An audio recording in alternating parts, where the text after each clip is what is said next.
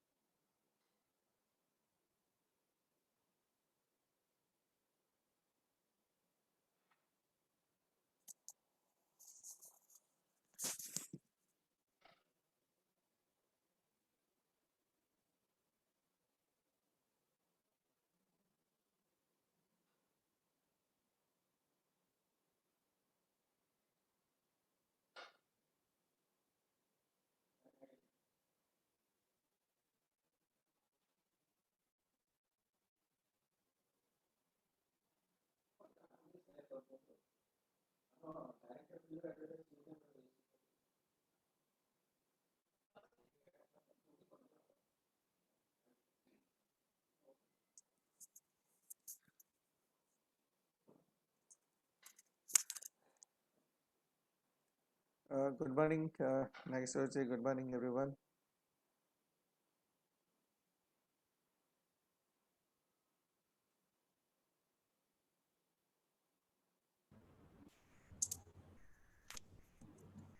Hello, am I audible? Yeah, good morning. You are audible. Yes. Yes, you're audible.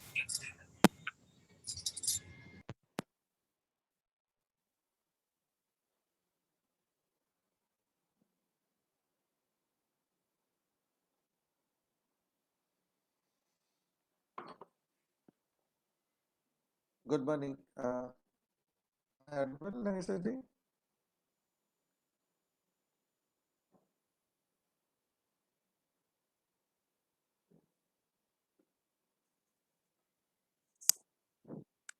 Good morning, participants. Am I audible to all of you? Yes, audible. Yes, you are audible.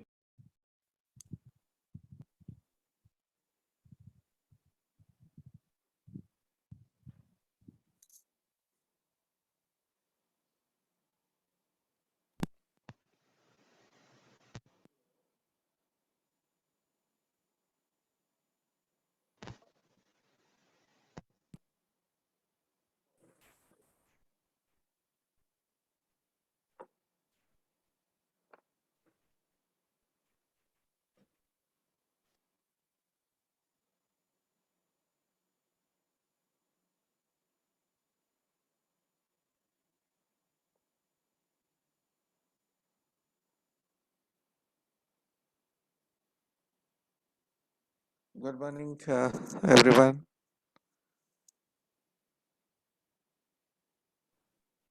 Good morning, sir. Am I audible to all of you? Good morning. Good morning. Good morning. Good morning. Good morning, ma'am. Good morning, sir. So, hope I am audible to all of you, right? Yes, sir. Yes, Yes, sir. sir. Uh, Thank you so much. I was just checking. Okay. Well,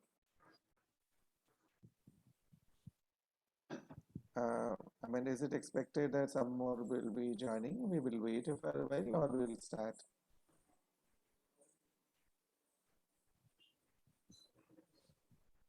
Nageshwar Raoji, please let me know when to start.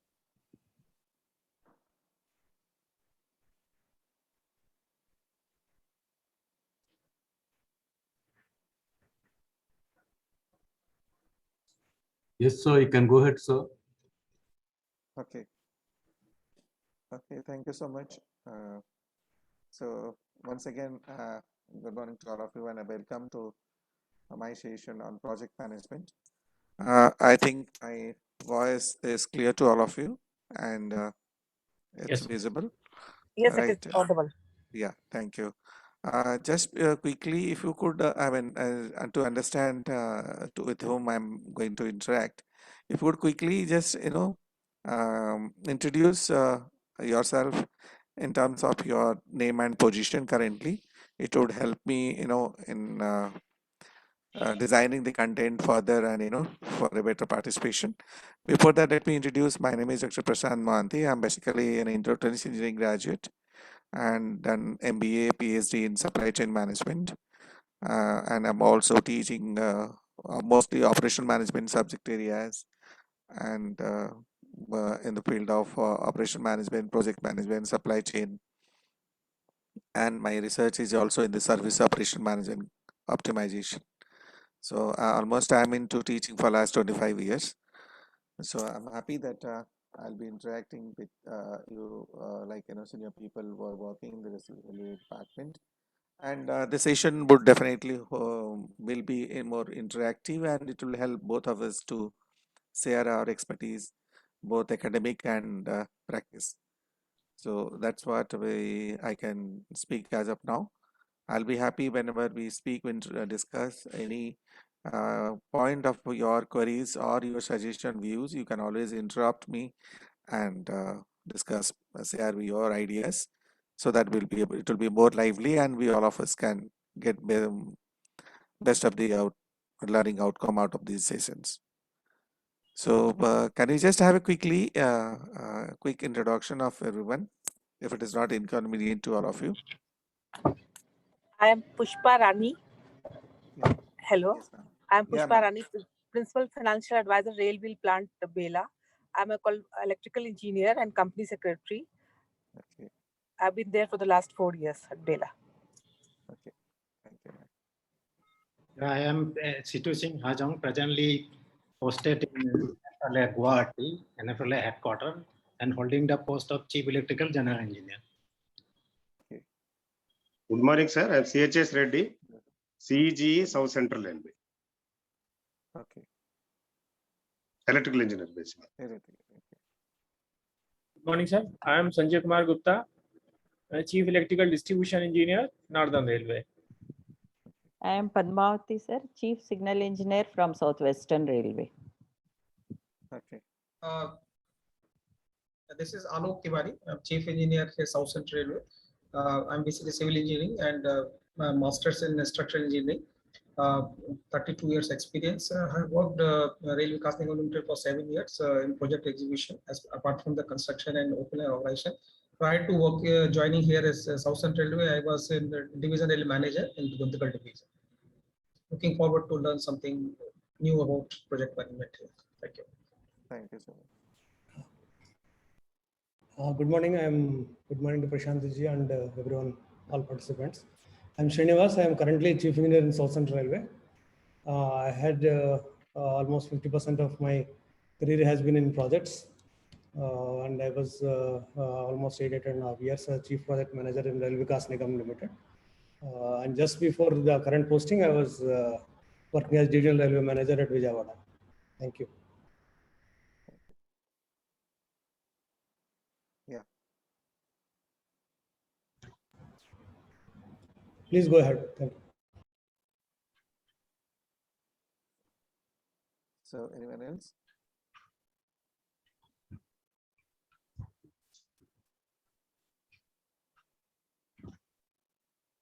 That's all? Or anyone I just missed out?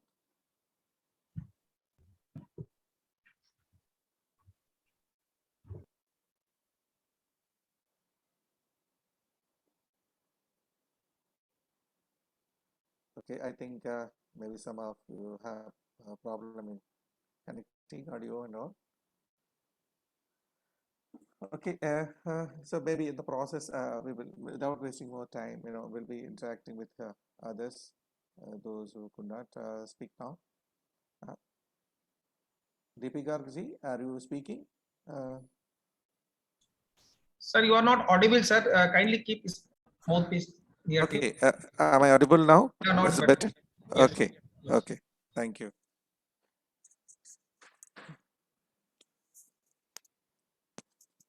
Yeah, I think it's audible. Okay.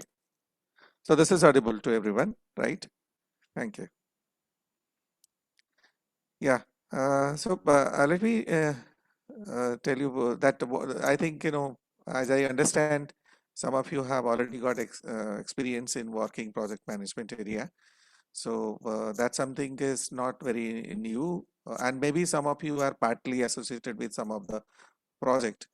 But as a matter of understanding the academic aspect of it, and where that particularly is driven from practice to theoretical knowledge, which is comes to a classroom session.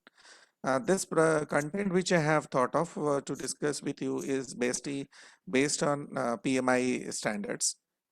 Project Management Institute is a worldwide recognized institution which works in the area of project management, developing content, sharing case studies, and there are a lot of people who are in the field, who are working in the field of projects. They contribute a lot, and so PMI keep modifying the content of the project, which as a manager perspective, students or practitioners should learn. So as a PMP certified, I'm been teaching for a couple of years this particular course. So I would try to give you some kind of basic essence of the project management knowledge area, which largely divided into 10 different areas. So that we will try to cover it up in the process of these such sessions which has been allocated to me. but I will start with some of the key areas, and then in the process we'll see what more can be done. I've also shared one of the case study of related to railway in Kashmir, so hope all of you have got that. We'll have one session where we can discuss on that, because as an academician we try to bring those practice into a classroom through case study methods, so that can elaborate a lot of issues that normally you face, because most of you are from railway industry. So I thought of sharing this project case study which will help everyone. So this is again, as I said, this is purely reference to PMI syllabus.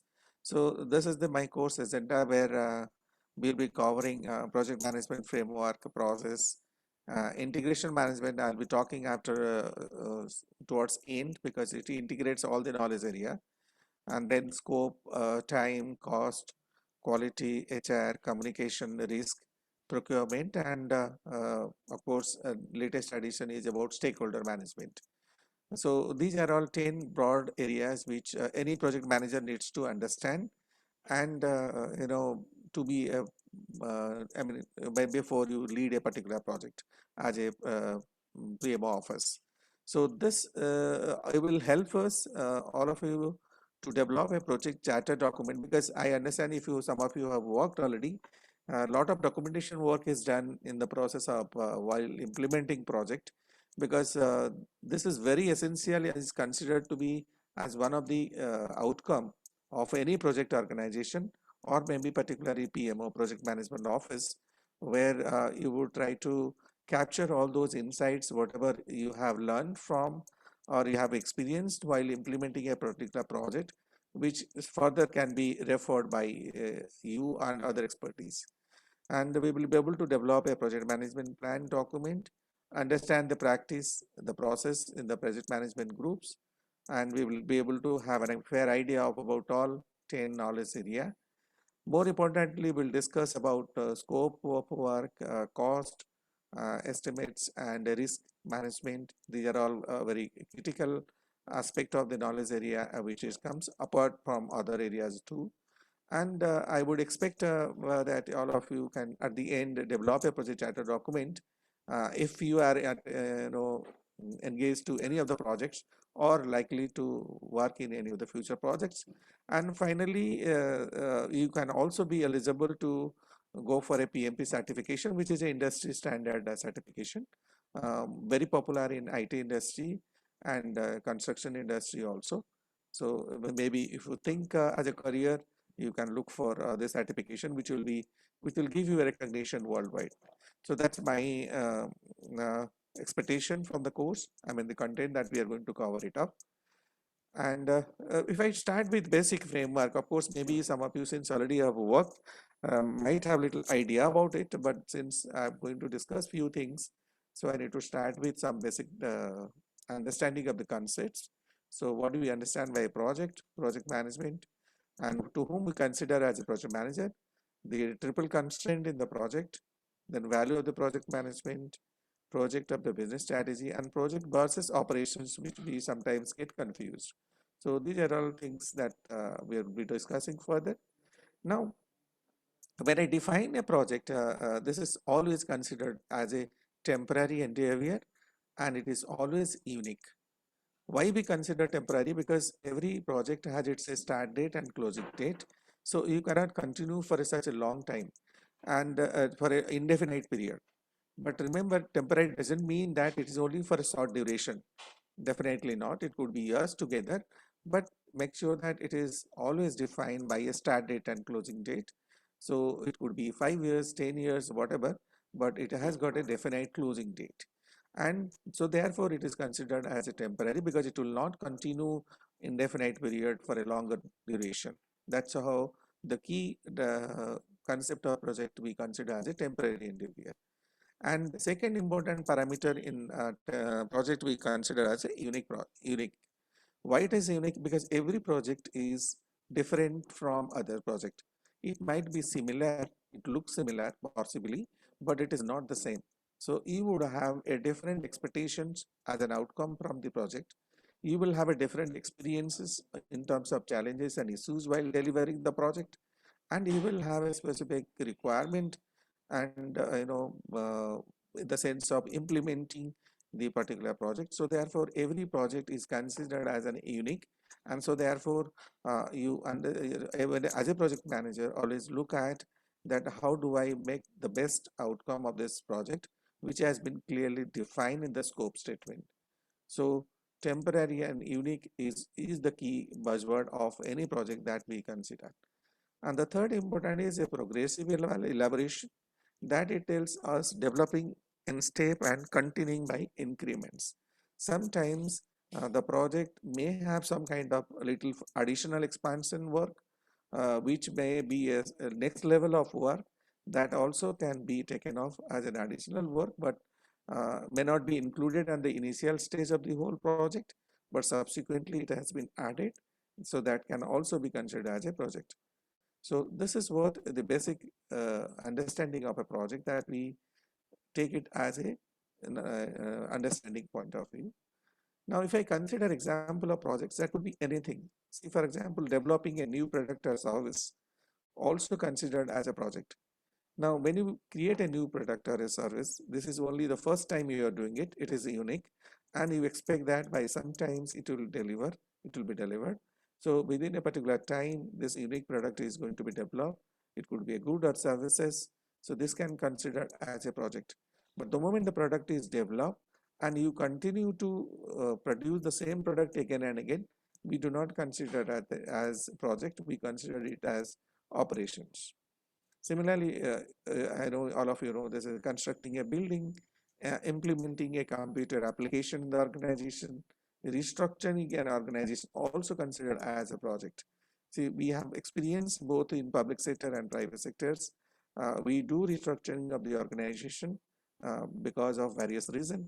So it could be merger acquisition, it could be complete restructuring, in the functionality of the particular existing organization. So that can also be considered as a project.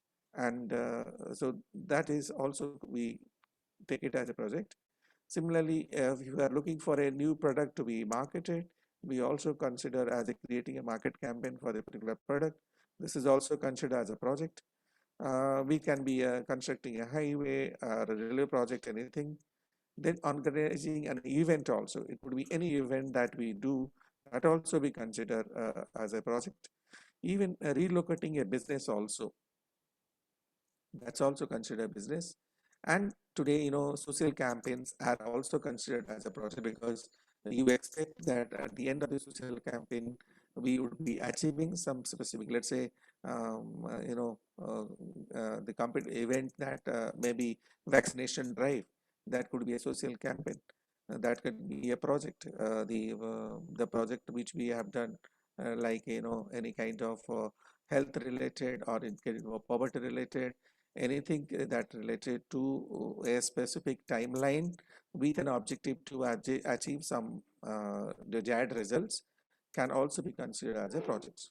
So this I have given a nutshell some of the areas which we can consider as a project, not necessary only to be as a physical construction of the work. It can be anything. So when we try to understand the project management specifically, it requires 4 important things: knowledge, skill, tool, and techniques.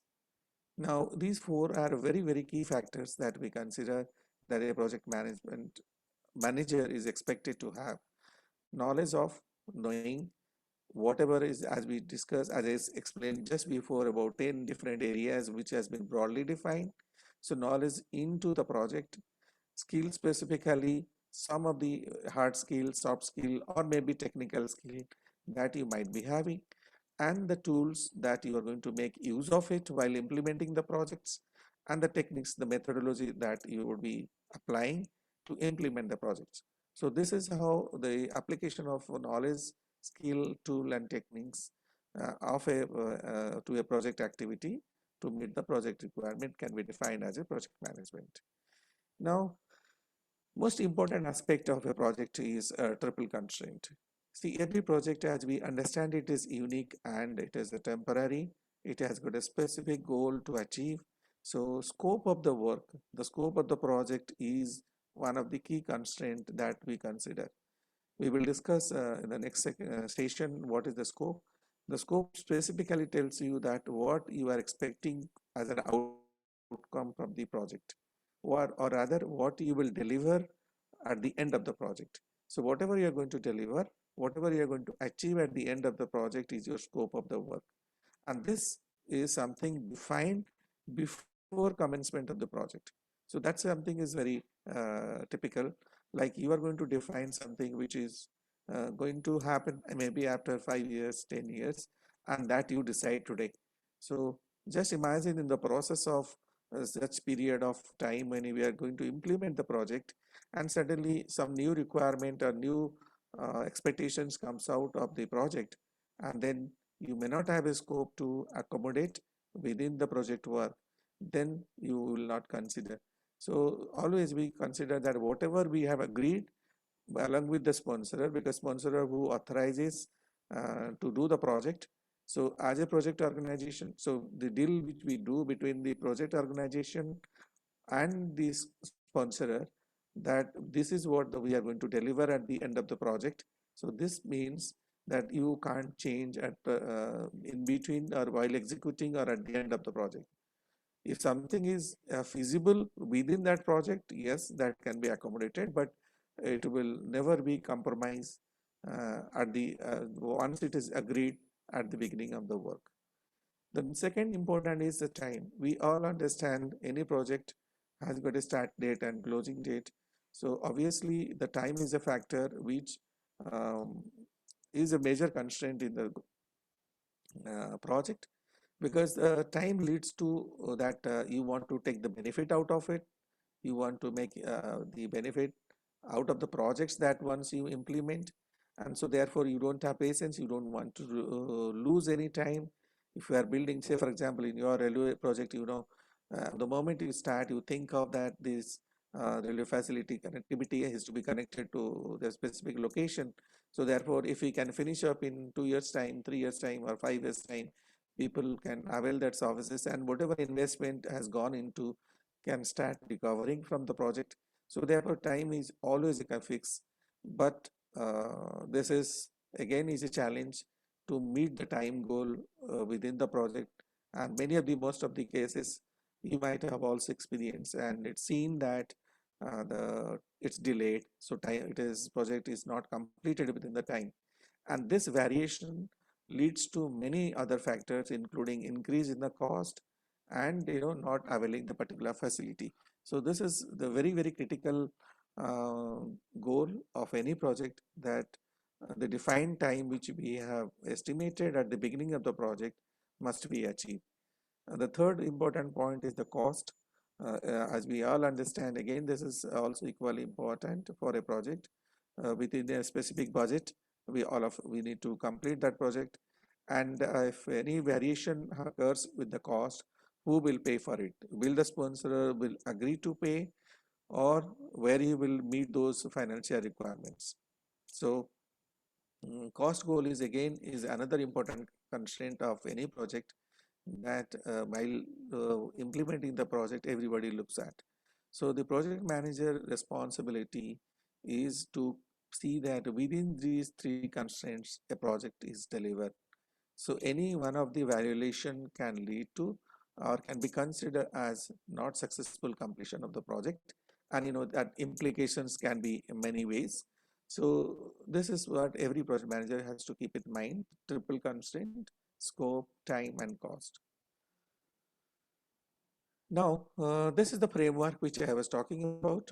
When we understand as a project manager to deal with, we need to understand what is the knowledge area that I said about 10 knowledge area: scope management, the time management, cost management, quality management, human resource management, communication management, risk management, procure management, stakeholder management. These are all 9. And when we integrate all of these 9 knowledge area, we call it as project integration management.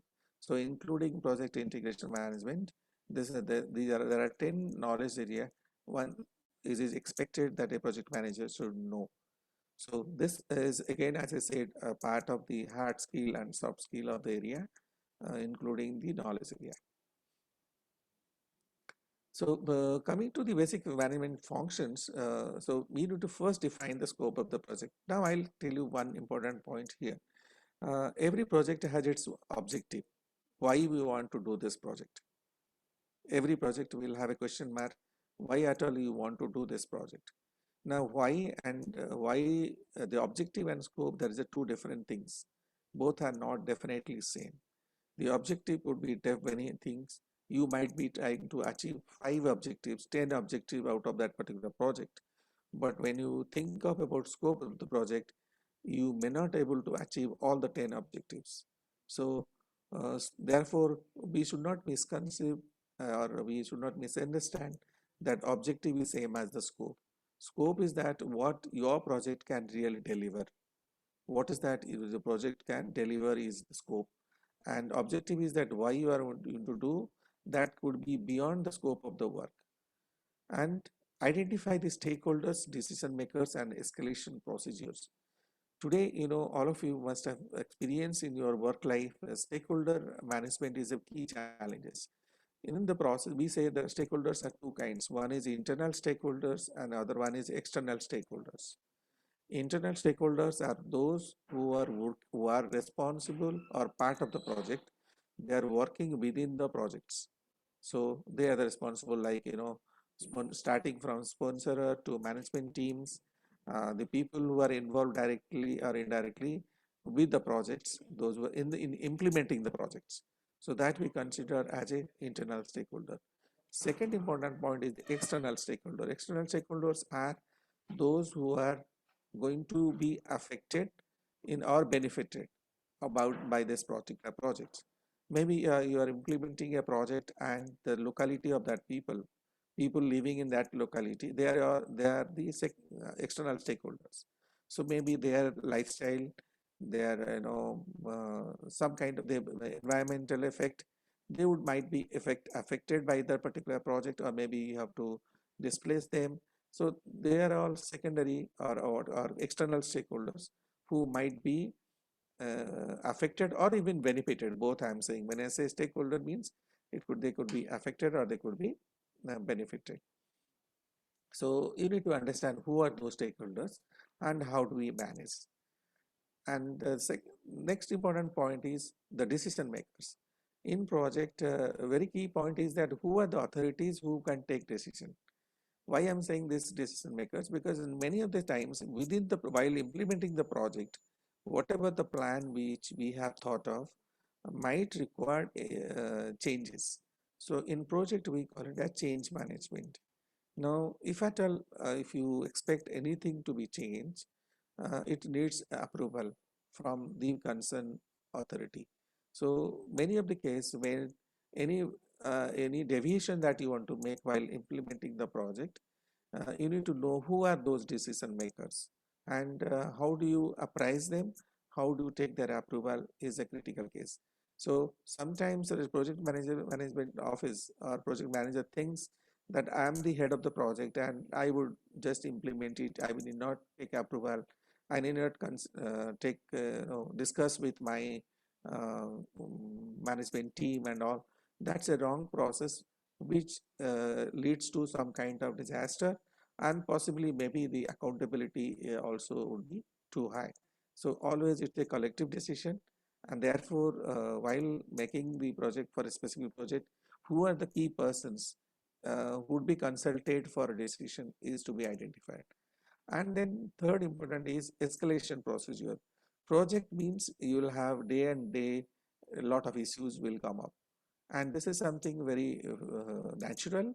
Every day you never expect something will come out when on the site, on the while in the front of technology, in the form of implementation, in the front of resources, raw materials, of your funds flow.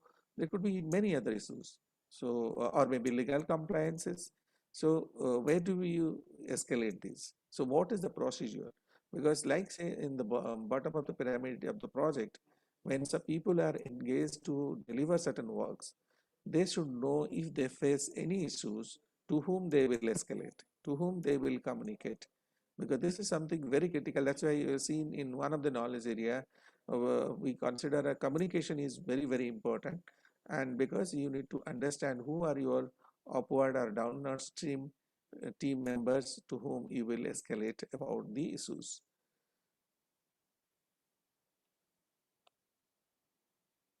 The third important things in the management job function is WBS, work breakdown structure. This is very, very critical for any project. If you have not done, I think you don't have any idea about the project. This is something like developing a recipe to cook some food items. Just imagine if you don't know what is the recipe and what is the process, who will follow what should be the sequence of making a dish. Possibly you will end up with a very bad taste food. Imagine similarly, project is such a large event which needs to be implemented. If you do not break down to each of the project into different phases, and each phase of work needs to be defined to be break down into individual work, individual activity. And so WBS is a very, very strong concept which has got a multiple advantage. It first right, it tells you that what are all your activity path, what is that you are going to implement, do, execute, sometimes sequence, sometimes parallel. It's like you need to understand what is first, what is second, what is third, and it could be there could be some multiple parallel activity. That's one critical point which you need towards at WBS time. Second important things, if you know the activity, you will be able to estimate the resources required. The resources, when I consider, it could be technology, it could be human power, it could be raw materials, anything, or it would be some kind of consultant advice. So once you know the activity, you will be able to estimate the resources that you require for this. And then third important thing, of course, comes about the time, how much time it will take to implement that particular activity, because one activity is dependent on the previous. So obviously you need to understand what is that timeline for each activity, which are those critical activity, which are the activity which has got some relaxation period. We will discuss in while working on the time. So WBS is one of the very important format of understanding how to break down the entire project into a detail of activities so that you can keep a track and make a planning for it. Similarly, the next important point, estimate time requirement. You have to clearly, because every project has a timeline. So you need to estimate the time. So if you have built the WBS, you'll be able to activity wise estimate the time, and then finally you'll be able to estimate the time for the project also. And at the beginning, before we make a initial project management flow chart that tells you the overall roadmap of the project, how it is going to be delivered or how it is going to be executed. You also need to think of about what are the resources required and the budget. See, resources and budget, these are all requirement step from beginning to end. But the critical part of identifying the resources or budget is, you don't need entire money at the beginning of the project. You don't need any entire resources at the beginning of the project. So it's like a timely requirement. So for a particular time period, you need to plan, think of what is that my cash flow or the money that I need to get for the project, and what is the resources that I am going to have it and during the particular period. Because here in project, the in HR function is a very critical in a project case where you don't employ entire manpower or any raw material or machinery or equipments at the beginning of the project and keep them engaged till end of the project. No, it is only hired or engaged or procured on a specific time. So you need to understand what is the resource and what is the budget you required and when do you need also, and understand the evaluate the project requirements, what are all you need it, identify and evaluate the risk. This is again a very critical function, though we don't consider as a constraint, but this is something like part of your project. Like we consider health is a part of the health disorder is a part of the life. Similarly, risk is something very inevitable event of the project. So can you identify the risk that you might face and what will be its impact, whether you'll be able to evaluate the impact of the risk, and first important thing is whether you can predict what kind of risk you are going to face. So normally in the risk, we consider there are two kind of risk. One is known risk and the other one is unknown risk. Known risk is the risk which normally we define out of our experience, and we possibly say that these are the likely situation may occurs, and we will have contingency plan to manage or face this particular risk. But there are certain risks which is unknown, never expected, and it can also happen in your project. So it may lead to project closure of the project or even delay of the project. It can go to any extent, and there are multiple examples we find many at the time either project has been delayed or project has been disbanded, like stop. So making the contingency plan, this is something very important. Identify interdependency, like project is something, it's look like a big network. So everybody is linked to linked to each other, everybody is connected, so one is affected, the other one is affected. So critically we need to understand when we develop a WBS, we also look at the interdependency. So WBS mostly tells us that what is the dependency of the project activity we have within that, and identify and track critical milestones. Milestone is about making a estimate about the timeline to complete the phase of the work. So if you are considering how do you arrive at the project will take 5 years or 10 years or 2 years, this is always done while developing a WBS. We work out the time estimate and then we set a milestone. So it's like you are traveling on a national highway, you see that distance you have covered 50 kilometer, 100 kilometer, 90 kilometer, and you fix this is what how much time that I would take to come cross this road. So similarly, this milestone is basically to meet at the desired timeline to complete the projects, and participate in project phase review. See, project is an ongoing practice, ongoing activities, and so therefore every project part of the project work while doing requires a lot of review. So, and this is something sometimes people get frustrated. They think that it's a waste of time, but it is not true. Any project, if you are not doing a phase review, then I'm sure you are leading to uncertainties, you are leading to certain kind of risk, and you are undermining some hidden problems in that. So that can suddenly come up sometime where you will not have scope to resolve it. So always review of project phase wise phase is very essential, and that one project manager has to take care of it. Make sure that the resources that we are going to hire or you procure as per your timeline are available. You have identified those resources, or you will be able to get those resources, because many times if you don't get those resources, again the project gets stopped there. What then? What you will be doing it?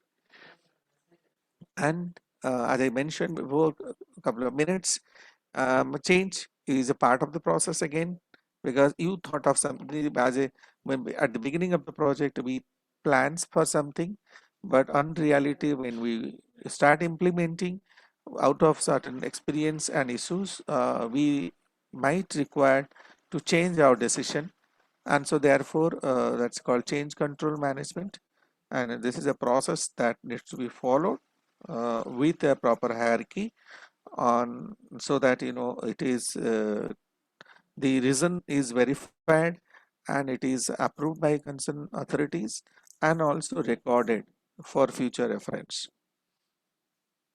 Then report. This is something like many of the times we think that we have delivered the project, but why should we have a report?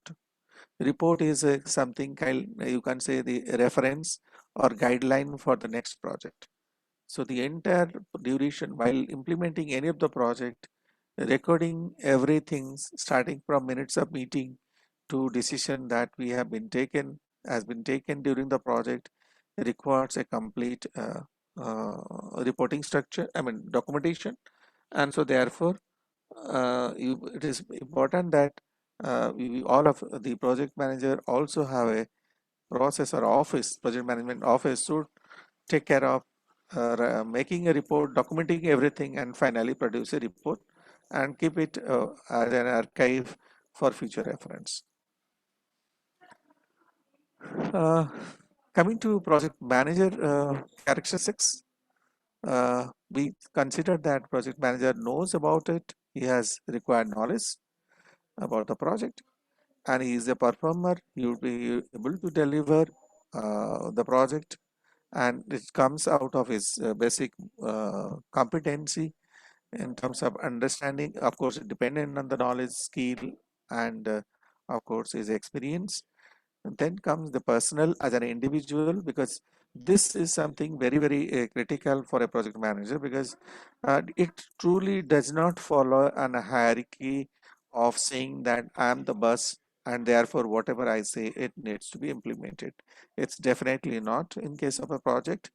The hierarchy only for a structure, for a reporting structure, but practically in the case of a project, the person, individuals working in the project relate their but personal effectiveness, their attitude, their leadership quality, their teamwork competency, these are all very critical, and the person also should possess this quality.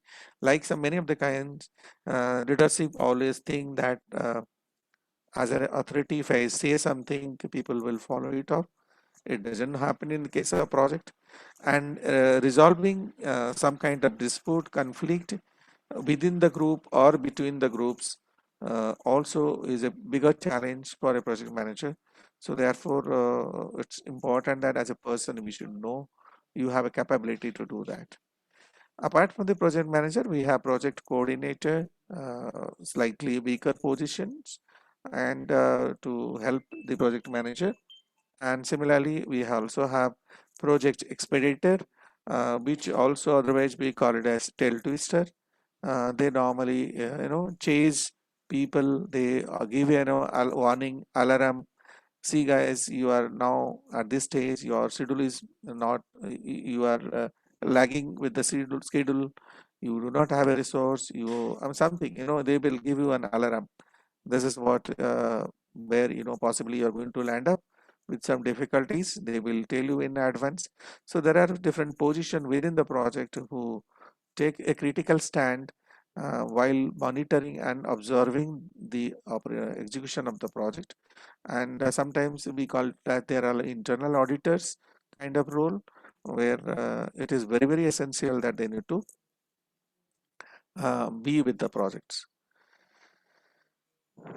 Coming to the required areas of expertise, uh, I'll just go quickly move to other person. As a functional department supporting disciplines, these are all critical part. Possibly either as a project manager, you have your competency, or you have a team, or you can also outsource. So like legal, activity, production, marketing, logistic. Either you can always you have your own team, or you can also outsource these activities to be delivered by some other people. Because many of the times, project management manager basically get into more of execution aspects of internal project activities. So there are certain things which is very difficult for the project manager to monitor and keep a track of. What is happening about legal clearance, what about the transportation, logistics, to inventory and all that. So this can be outsourced. So some of the functional disciplines. Similarly, technical elements, if you are working on any technical project or you are using any technical tool like softwares and all, If you are using any technical software or equipments, it's better that you outsource. Again, you can have a defined people who will be taking care of those things. So it's only they will be compliant. They you need to just take a status of this process, or else otherwise you may not be directly involved in doing these technical activities. That's always advisable. And similarly, coming back to the various management specializations like government contracting, public administration, educational management, etc. Again, the project manager needs to take a call whether you have that competence to do it, or possibly you need to designate to some people to do that. And then in other industry groups, like but specifically if you are dealing with some projects related to automotive, chemical, financial services, IT, and many, just to give you the criticality, specific projects where you may not have domain knowledge. And so in order to have domain knowledge, you can also take help from the specific consultant advisors, a team of advisors or experts who will be guiding you in while making a chemical project, or maybe an automotive project, something like, or maybe IT project, if you do not have specific domain knowledge. So these are all applications area, but it is expected that the project manager should have some basic idea, but otherwise these are all can be outsourced under the project manager. Coming to standards and regulations, today all of us know that these are all mandatory requirement for anything.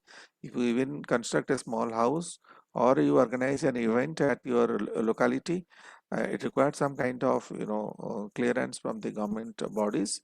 So you have to follow certain standards and also follow the regulations. So this is very, very important for a project case, and it has happened like people not taking prior approval from these regulations and not complying to the standards possibly can lead to disclosure of the project. I mean, coming back to more little about the specific skill of we have discussed about the knowledge part. About the skill part here, project manager is expected to have a hard skill and a soft skill. Here when we are talking about hard skill, it's about knowledge, about the knowledge, knowing how to use various project management tool and techniques. Soft skill is more about the behavioral, about managing people. So hard skill is dealing with some of the tools and techniques, uh, and soft skill is about the behavioral aspect, how you manage your team. Can be hard. These are a few hard skills which are terminated as hard skills like finance and accounting, purchasing and procurement, sales and marketing, contract and commercial laws, manufacturing, distribution, logistic and supply chain, strategic, tactical and operational planning, health and safety practices, IT. So these are all broadly defined as a hard skill. Hope all of you understand these things. Soft skill is again, as I said, communication skill like listening and pursuits, organizational skill like plan, set goals, analysis. We have possibly might be knowing Deming cycle, PDC, plan, do, act and check. Similarly, team building skills, it's like showing empathy, motivates, promotes, and similarly leadership skill.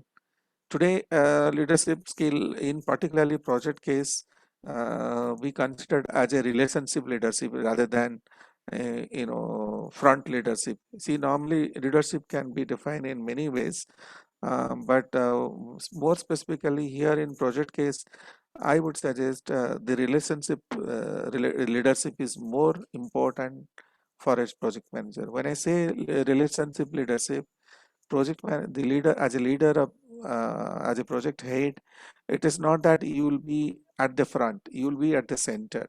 The project manager is expected to be at the center, and on the circle and in the periphery, the circle wise different layers will be there with a group of people working at different levels, and it's a circle.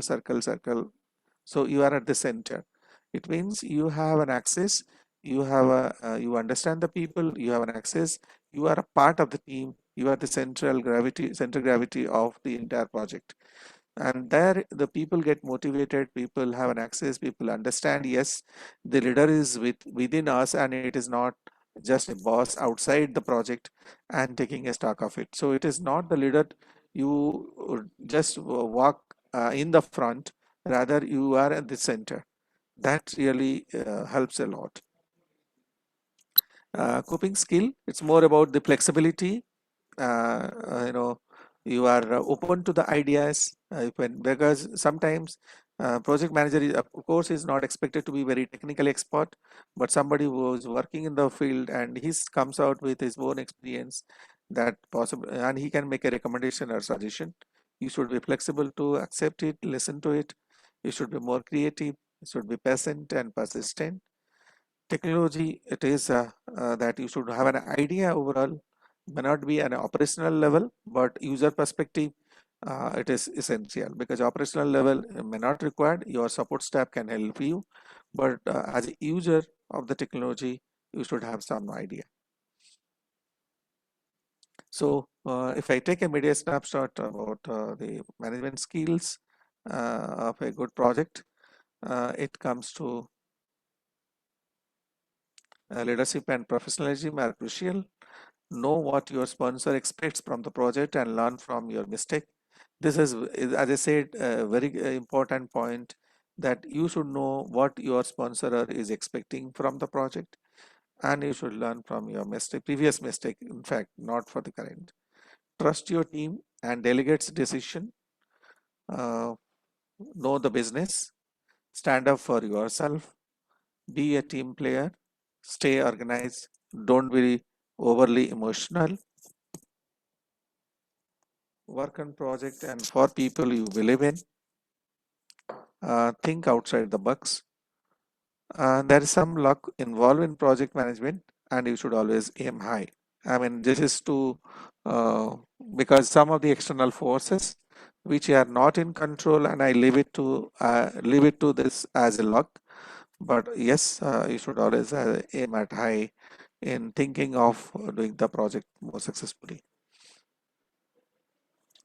Now, coming to the project management context, project, as we have already discussed, uh, can have a different phases.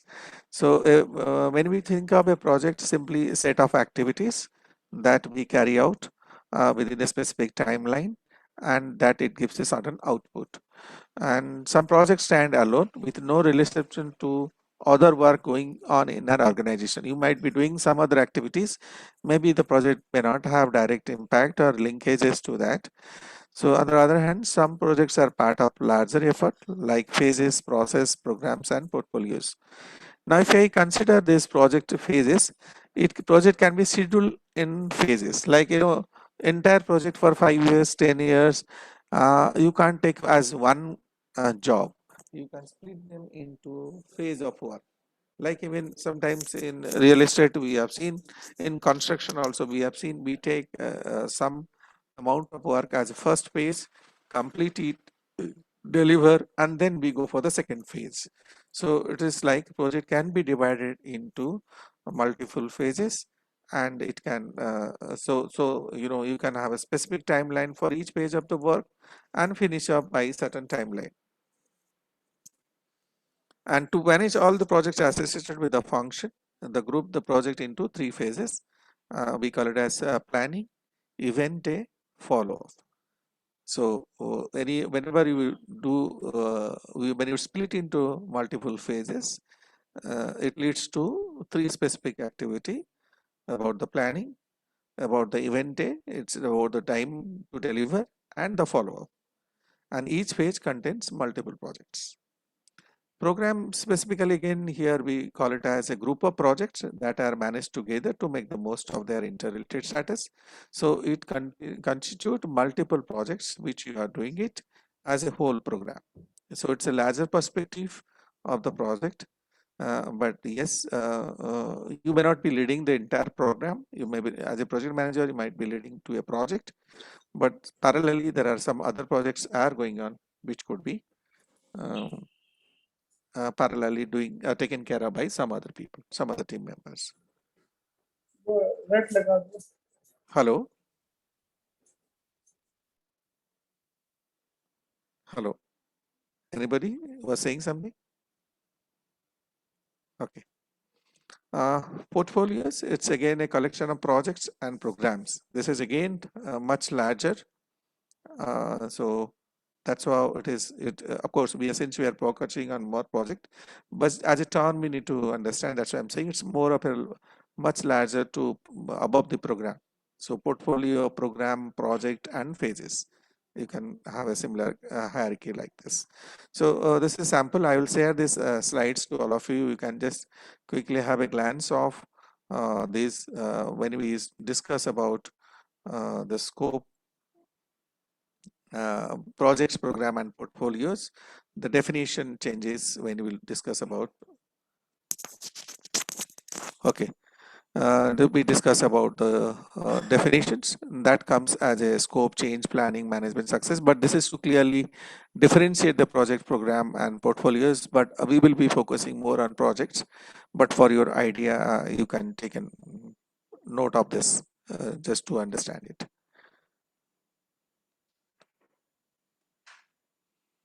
Now coming to the strategic planning for a project. See, why the project as at all initiated? That's something as a project manager need to understand it, because unless you know why it is, then you will not understand the gravity of the project, or will not able to relate the outcome that we are expecting from the projects. So normally it is seen that the project can be initiated as a result of market demand. It's a need of the society, so need of the market. It could be part of the strategic opportunity or business need that you need to expand. You have to survive in the market, you have to upgrade, you have to be with the current trend, you have to compete with your competitor. So these are all can be a strategic opportunity or business need, or you are going for expansion, or in terms of your market business growth. All that can be a reason for the reason for doing projects. It could be organizational lead, where you can't sustain, you can't survive, you can't run with the same structure what you are having. It could be a request from the customer, it could be change in the technology, and it could be sometimes legal requirements also. There could be many other factors. So coming to the PMO office, where we consider a very critical function of any project. Here it's a unit which runs with various responsibility related to project management coordination. And here the project manager is supported by his team, who would be looking after various functions, operations of a production. So it's starting from HR to technology to finance management, everything, entire, execution, delivery, consultant, advisors. So it's a team of people who are associated with PMO office to make sure that the project is implemented successfully. So the key features may include responsible for the project management methodology, best practices and standards. Here more of a strategical and tactical decisions are taken, and mentoring the project managers, because project manager itself also needs some kind of what you call consultant advices. So you need, and you can consider it as a mentoring. Also, there could be a central coordination and communication management across all projects, because uh, managing stakeholder, communicating with various stakeholders, you also need a team who would be responsible in capturing information and sharing with the relevant persons in the project and outside the project, because this is very, very critical in any project. What is inside happening, so every stakeholder would like to know it. So progressively and periodically, it is important that the communication management group has to communicate to the concerned resource person in the structure, both inside and outside, so that everybody knows about the projects, what is happening, and report to management on overall status of the projects. The entire role and responsibility can be seen here as a project manager. Tomorrow, If you are to lead a project, you would be looking at the planning part, execution part, and managing stakeholder part. If you divide these three things as a broad perspective, so everything comes within that. When we talk about planning, it is all about the defining the WBS, making the scheduling of the every activity, and getting resources. It is not only the budget, it's also for everything. So planning is all about understanding what you are going to do, by what is the timeline that you are going to deliver, and what is the resource requirement. So this is taken care of by plan development. When you come to execution, it is more of assigning the jobs to the people who will be doing what. So this is like, once you have identified the people concerned of the expertise, you need to assign them the work, and you need to do a review of what is that the status, what is happening, or how much progress you have made, where the project phase of the work is now, after a month, after 6 months, after a year. So it's a periodic progress assessment. And if you required some kind of revision work, you may have to do, looking to the challenges that you are facing, and the progress you are making. So it comes about a revisit of work breakdown structure, scheduling, and budget, in case you find it doesn't go as per the plan. So what is that, you can make changes to do it. So that comes within the plan and execution. The third important today is about managing the stakeholders. As I mentioned, it is both internal stakeholders and external stakeholders. One important point or factor is about the staff, the people directly who will be working within the project at different capacity for the different role and responsibility. And there is a challenge when we will discuss subsequently. The bigger challenge is many of the case, the project is done, the people are pulled from various sources, and they are either could be pulled from various functional and existing sources, and many of the times people are also hired temporarily. So therefore it is a big challenge for managing these internal stakeholders. Other part is the client, your sponsor, your authorities, your financer. All of them comes as an external stakeholders, and the project team, who are supporting, who are guiding, mentoring, and overall accountable for the entire project. So this is the role and the participation of the project manager comes in three different areas. Holistically looks like this, but when you go into very details, you will find a lot of responsibility comes within that. Just to clarify the difference, sometimes we misunderstand that project and operations both are same. One second.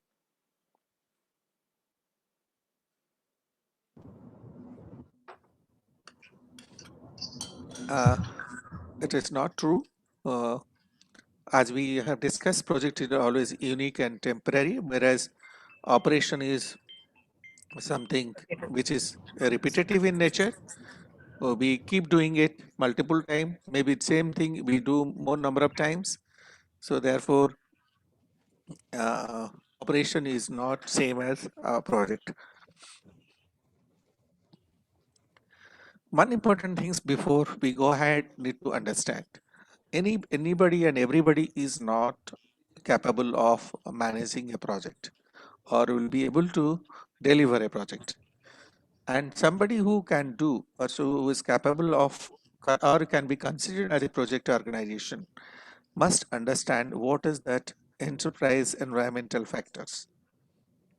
And this term you'll be coming across every times, and need to understand what it defines, what it tells about us. So it tells about both internal and external environment factor that influence a project success. So it's like you need to understand, you have an understanding what is that responsible, or you can say other negatively, I would say rather, which can influence your project success. Who are those elements? which is within your organization and which is outside the organization. So what it looks very funny, but you will understand that in reality these are all very critical forces. Something like we call it as organization culture, structure and processes. Every organization by its functioning, by its statute, it has its own culture of working or delivering the work. Now, and the structure also in terms of a hierarchy and all that, and the process SOPs that we follow in implementing a specific work. Now this is something sometimes very positive and sometimes works for negative also. Positive in the sense, people who are already part of your organization, they understand it and so they follow it. For them there is no confusion. But the moment you get people from outside and make a part of your project organization, it is for them it starts problem, because they come from various backgrounds. They come from different culture, different structure and processes. So they may find honesty, they may not be comfortable, they may react to the situation. And here the project manager has a challenge to induce them, make them understand what is what is this project organization culture is about, so that they are tuned and they are aligned to the process of existing structure, and so it doesn't happen a problem. I mean, they don't face a problem. So this is very critical in as an enterprise environmental factor, to understand and induce to every members who are part of the project. Second, government and industry standards. Depending on the sector you are working, every country, every government, be it state or central, there is the standards that every project has to follow.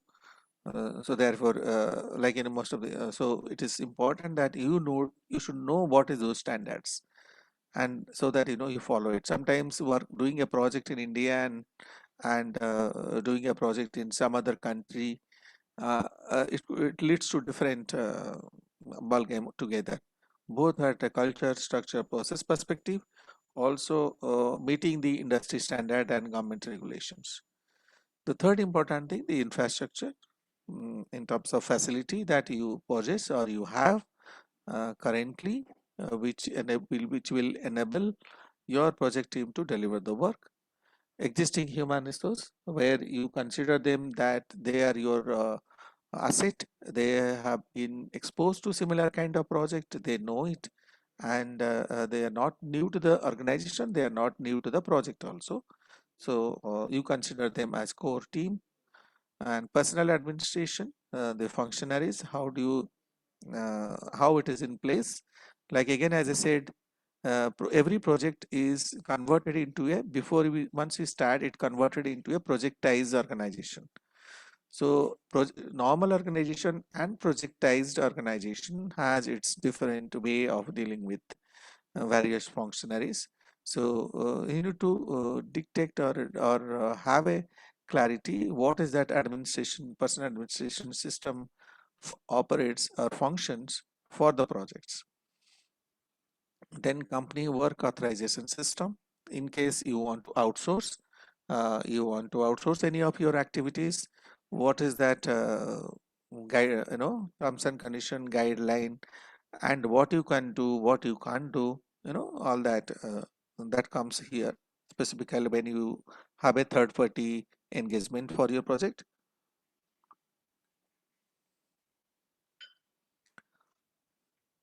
This is very important again.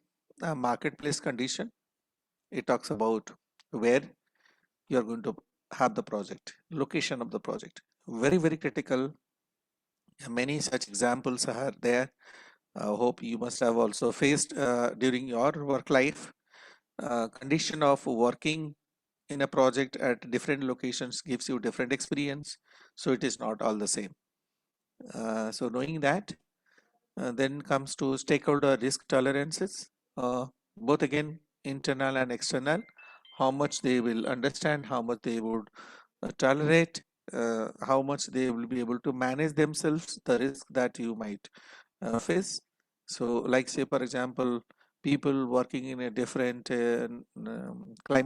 climatic condition and different social threat in environment areas, these are all risk tolerance for the people who will be working on the site. So just few example, you can have a number of examples like this. So whether your stakeholders are tuned or have got capability to tolerate this risk. And the commercial database is about your roadmap. These are all archives, these are all your references. So what do you have currently and how do you acquire these things? Because every project, normally projectized organization always need to have a multi domain level of experiences or expertise.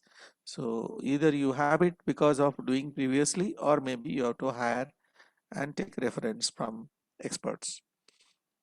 Then comes PMIS. There are different tools, softwares are available today. You can work on this PMIS, which will take care of a lot of planning and data flow, and dashboards, which will help you to monitor and keep a track what is happening where. So PMIS system is a software tool which is available today, and every project organization used to follow or implement. This is basically a tool.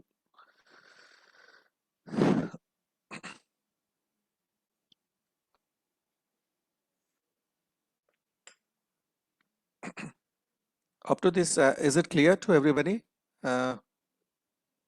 Is that Yes. fine to all of you? So Okay. can we give our questions in the chat box so that we can answer? We will give our Okay. questions in the chat box. Huh? We'll type it. Okay, you want that? Acha. Okay. Then I will do in the second session. We're doing monotonously. I understood. Now I got it. Yes. Okay. I'll do that. Maybe in the second session I'll do it. I have to pick those questions and put it in the chat box. I will do that. I think we are. How much time is there? Okay, another 15 minutes time is there. Or if you give me 1 minute, I will come back. 1 second.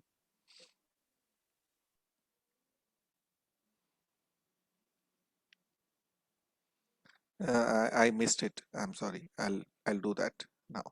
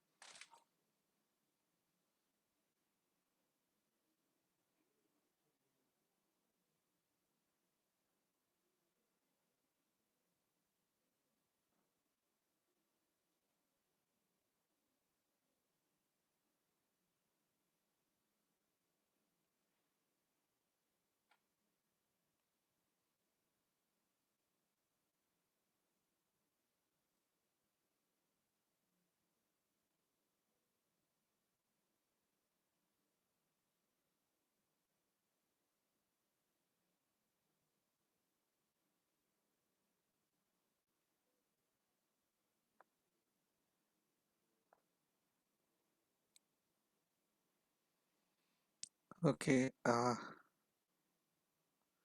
Anyway, I just put it now in the chat box, but subsequently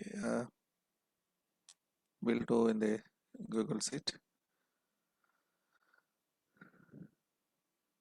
I have given one question. Maybe you can post your answer there.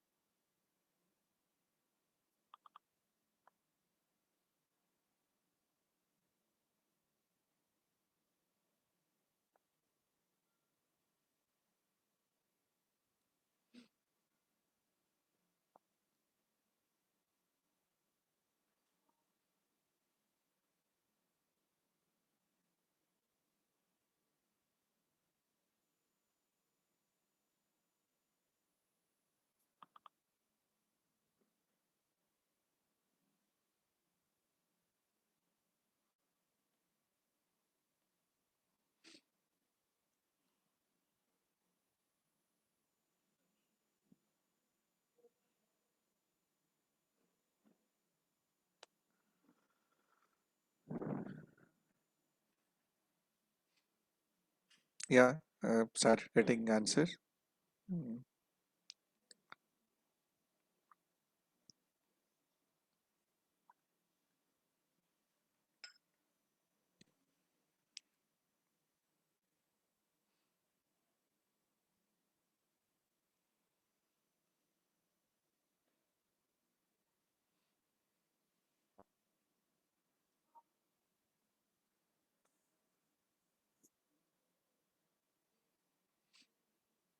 So yeah, I got few. I think 2 answers I got. Maybe others can answer.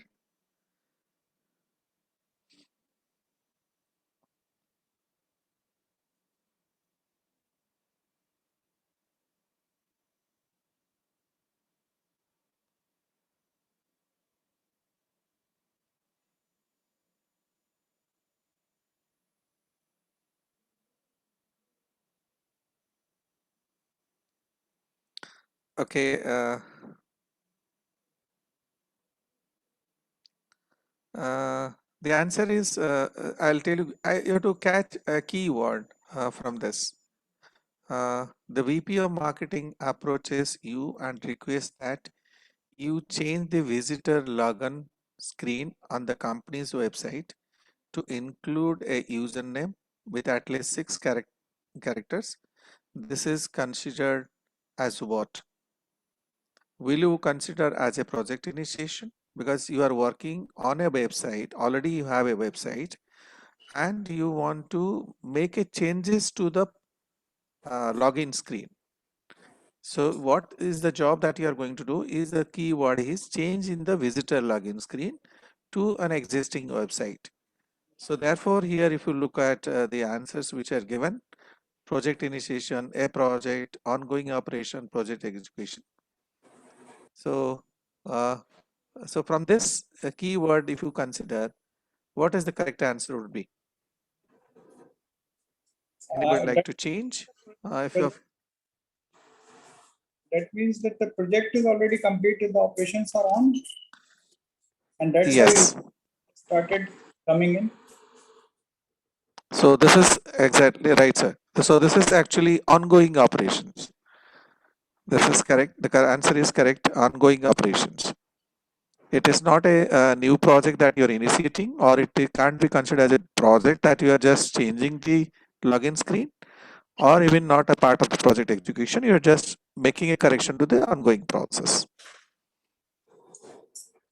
Okay. I hope this is clear to everybody. I'm just putting one more question and then we'll possibly discuss.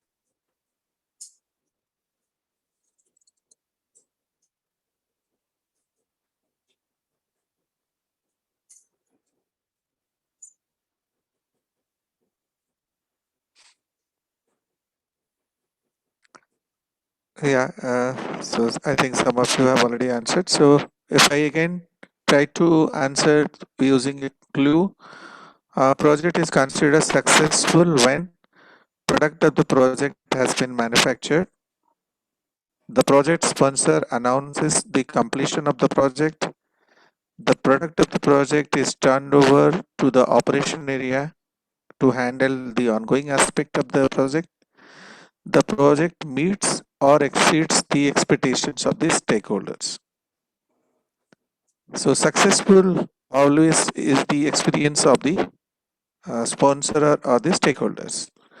So if you, that way, if you consider, it is not like just making a product, or you announce that it is close, we have delivered. Rather, the last point, the project meets or exceeds the expectation of the stakeholder, can be considered as a successful. So answer would be the D. So this is okay. I got. I'm sorry, I could have used this before also. A couple of questions while talking about. We will do that subsequently. Okay. So coming back to the project lifecycle and organization. Can you make it little clear the distinction between projects, programs, and portfolios? Okay. Little bit more clear. That's what the distinction must be very right. That's why I said this. with some kind of examples we experience in day-to-day life. Well, it is something like, you know, if I were to try to explain in one sentence, project is a part of program and program is a part of portfolio. See, the portfolio is considered as a larger perspective of the organization where you have multiple programs, multiple projects going on. So let's say in an organization, if let's say the particular industry has a CSR as one of the wing or vertical in the organization, under that CSR function or CSR activity, you have multiple programs and multiple projects you are carrying out. So like, you know, the CSR itself is a portfolio where it is intended that organization has to do some corporate social responsibility activity. It's a mandatory compliance by statute, and so therefore the CSR you consider all this, anything you do under CSR activity you consider as one portfolio, that anything you do for the social benefits. So that's a portfolio. Within that you do multiple activities. Lot of things we do, and in that it could be there are certain program you can run which could be basically something like which will continue phase multiple wise in terms of creating awareness. It could be building social awareness. It could be continue a project like educational policy project, something recreation, anything you keep doing, that could be a continuous program. And as a part of the program is one venture, could be one event, can be considered as a project. So here portfolio is a larger perspective of the organization goal, organization objective. Within that, where the varieties of program comes in, which could be some programs in that As program could be a competitive, could be longer run. It could be a repetition of those activities continuously run for a very longer period of time. And as a part of the program, there could be some activity which you consider as a project to do it. For example, let's say in as a part of the CSR activity, you are into educational services. Now, maybe if I consider consider as a program as literacy is a program. Within that, literacy is a program, and creating a school can be a project. But the program itself is not just only building a school. It leads to other facility creation in terms of faculty resources, in terms of the other compliances to the government norms and all that, then carrying out teaching and learning exercises, activities, skill development. So it's a huge activity. But within that, you consider one project is like, for example, building a school, or again another project you can consider maybe skilling. Let's say as a vocational skill we consider as a project, and we do that. So we built up a environment infrastructure for skilling activity. So project is a small one of the event of the project program, and program is again part of the portfolio functions of any organization goal and objective. So that's why I said these are you can hierarchy wise you can consider portfolios at a larger context, can work down to programs, and then program can have projects. Okay, thank you. I think the portfolios, what I understand, they are the larger objectives of the. Yes. It can be at the national level, it can be at the world level. Yes. It's like a reducing, containing the emission of greenhouse gases. That absolutely. Yeah, correct. So yeah. You can have a large number of programs in meeting that target, that objective, to achieve the objective, and then it boils down to various kinds of smaller projects. Yes, right. Like changing from this fossil fuel to renewable fuels or whatever it is. Yeah. So, okay. Actually, this portfolio term is generally used in this a bunch of assets also you consider it as a portfolio in the trading and kind of a thing. So here in this context, we have to understand it as a larger object. If I'm correct. See, sir, definition wise, it's not much changes. Actually, the moment you say portfolio means it tells you a specific domain function. Specific, as you said, environment is one of the key function that you are taking, but it's a very large portfolio to deal with, because the achievement of green environment is not just because of one thing. It requires multiple programs, and each program may have multiple projects. So that's a tree structure, like, yeah. Okay. But it's a overall goal. If you look at it, is about environmental green environment. So that's a one agenda. Yeah, limiting by 1.5 degrees centigrade the temperature. Yeah. The global warming, no? Yes. That SDGs are their sustainable development goals. Yes. Out of that, one of them is like limiting the expenditure, the temperature to 1.5 degrees centigrade. Yeah. Less than the pre-industrialized levels. Right. That was a larger goal. Larger goal. Yes. Like they have some many other SDGs. Yeah. Like, you have literacy, you have poverty, literacy, many other. They are like a larger objective, you can say. Right. Okay. Right. Thank you for clarifying. Thank you. So I think we can break for some time, and then we rejoin at I think 12 o'clock. I think we have to go for. We will have a half an hour break, I believe. That is as per the schedule. So we can have a break for half an hour, and we'll come back and discuss further. Sure. Okay. Okay, Thank you so much. Thank you. Ramante.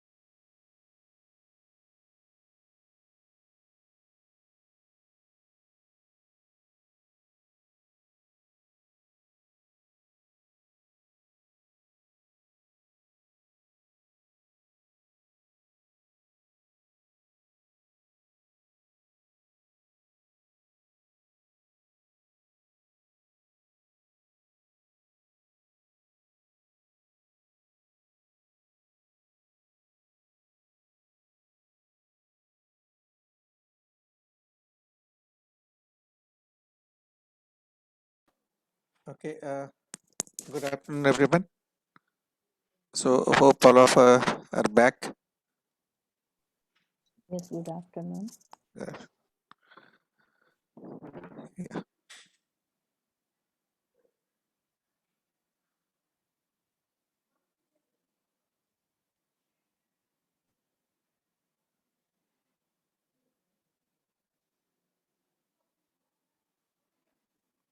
Okay, hope my slide is visible and my voice is clear to everyone.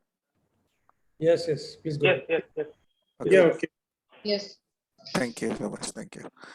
Okay, now coming to now we will start discussing about the process that are part of the project management. Normally, if you look at any product manufacturing process, for example, if I take product as a manufacturing process, it doesn't overlap. Product moves from one workstation to another workstation, phase by phase in a sequential manner, and the finished product comes, raw material gets in, works in process, and then goods in process, and then finished good comes out. But in case of a project management, the stages in the project implementation are, there is an overlap. It overlap each other. So it is not just exactly the sequence, but also is a process. It's a overlap situation comes in the project management process. So in this case, if you try to just quickly understand, this is a series of action directed towards a particular result. So it will follow one after another, but not necessary that it will complete one and then the other one will start. There is a cases of overlap, and project management can be viewed as a number of interlinked process since it is overlapping and also has a consequence effect. So both way, each of the stages are interlinked. Normally this project process is viewed like this. It starts with the initiating process, planning process, execution process, then monitoring and control group. If you see monitoring and control, it's across start date, start point to finish point, which is overlapping all the process, and closing process of course towards end.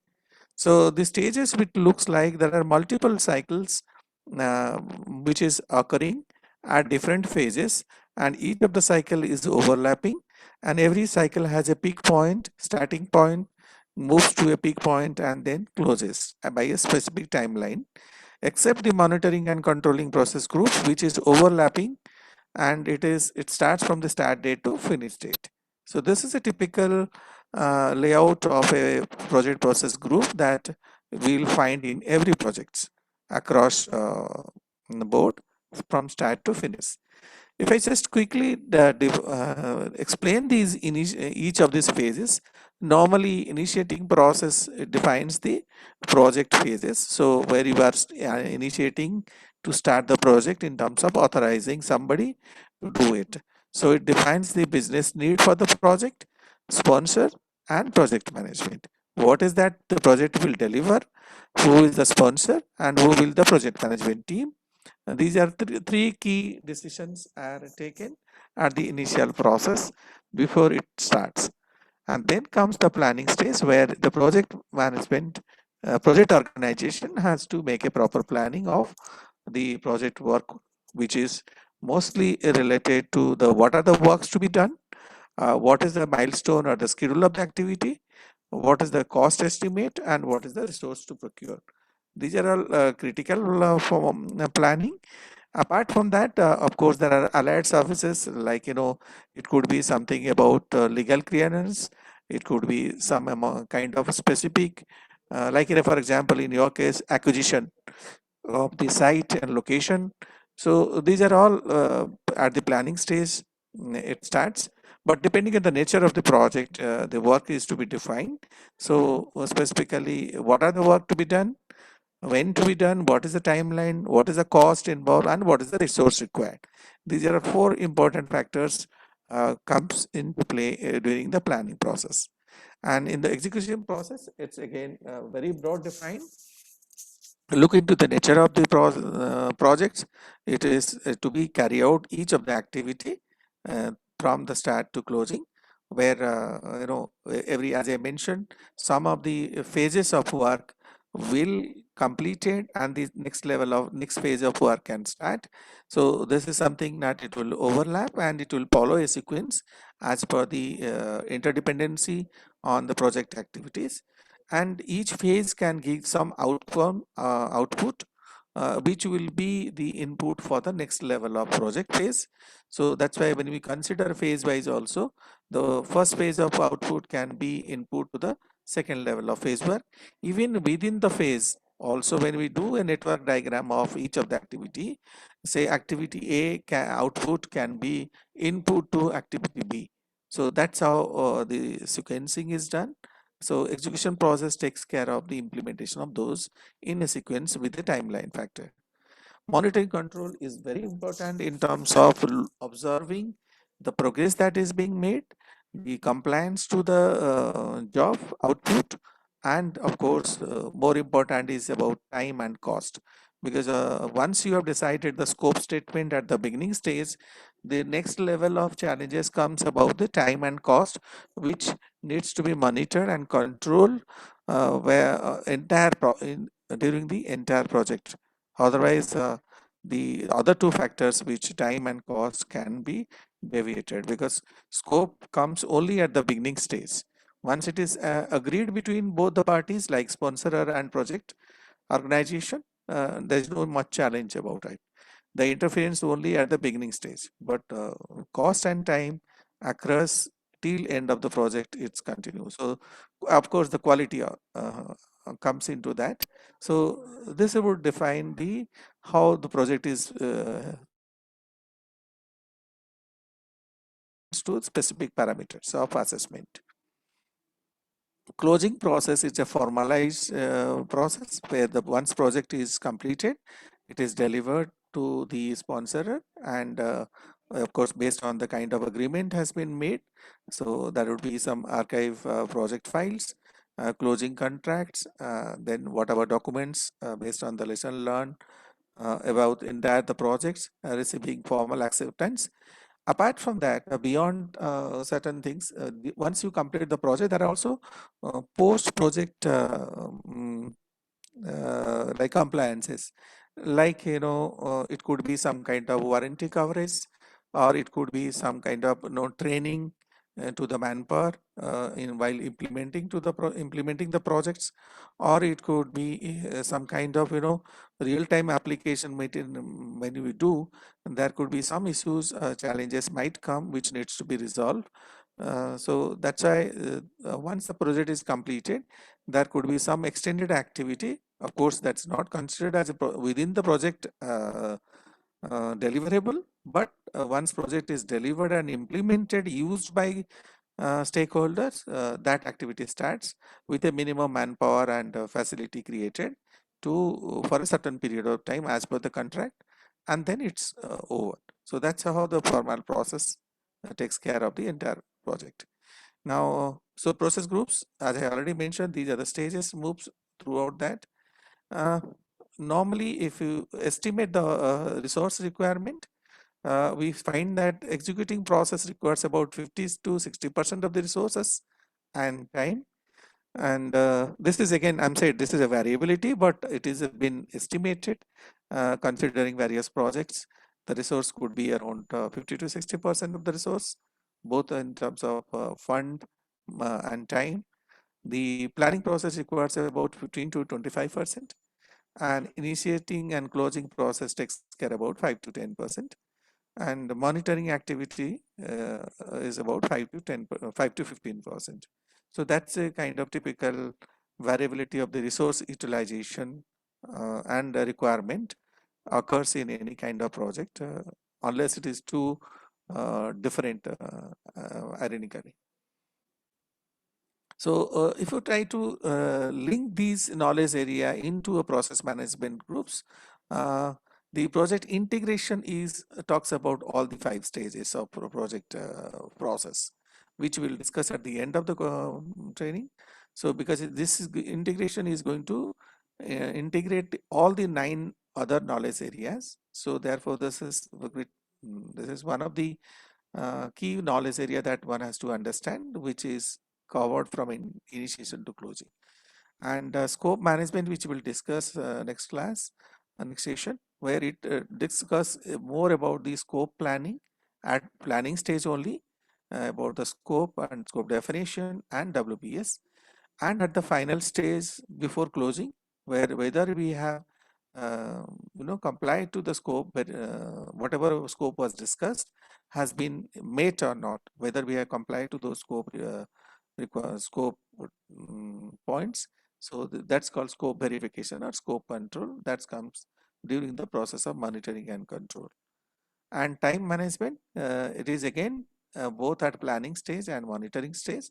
So it means you do at the initial stage entire planning of the scheduling of the project, each of the activities, WBS, phases of work, and then compliances are recorded during the monitoring and controlling process across the project timeline. Similarly, the cost also comes at the planning stage and at the monitoring stage, both. Similarly, if you see the quality aspect of the project, that comes at the planning stage, execution stage, and monitoring.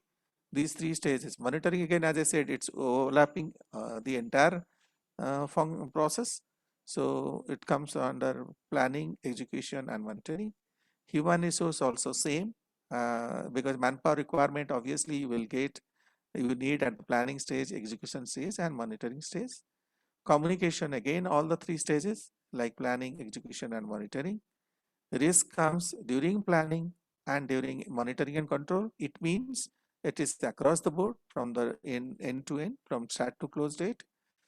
Then procurement, it is again all the stages, including closing. So this is how it tries to link the knowledge area that one has to see the applications in the entire management process.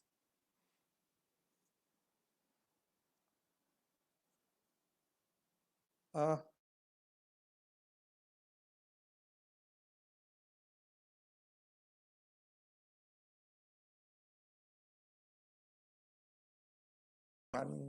template to all of you at the end of the session, and I would request if you have any of the project that you are currently working or aiming at to work for it, I would request this, at least the project chapter document you can build. And if you can develop this project chapter document, it will give a bird eye view of the project, um, how it looks like, what you are going to do it. Or you can take anything as a test check also. Any small project you can do, or a real-time project you can take an example and try to develop the project charter documents. I will share at the end of the session a template that will give you a real-time learning about this project. So that is a self-explanatory template. When I say template, it is subject to change. You can modify, add, alter, whatever you feel like based on the project needs. So this would clearly define what is the project objectives, scope, infrastructure, project plan, role and responsibility, then explicit commitment to the project, and project control mechanism. So it gives a lot. It gives a lot. Now, I will come to one of the important factors here in the project case is about the stakeholders. Now, it is important that we need to know who are the typical stakeholders within and outside. So here one stakeholder is again customer or the user for which this project is going to be implemented. And the second important stakeholder comes about the sponsorer. So you can say somebody has authorized or funded for giving for work to work on this particular project, and someone else who could be using it, this benefit as a project. So let's say, for example, if it's a railway project, maybe the government has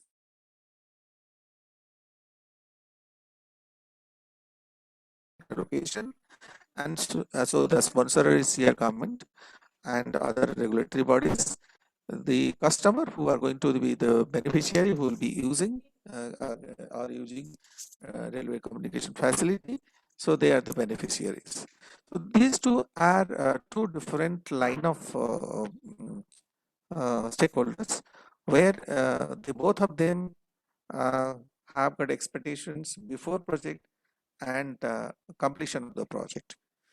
Maybe they may not be very worried about during the project what is happening, but of course they would like to know, or they would like to, particularly sponsor would like to know what is happening, what is the progress.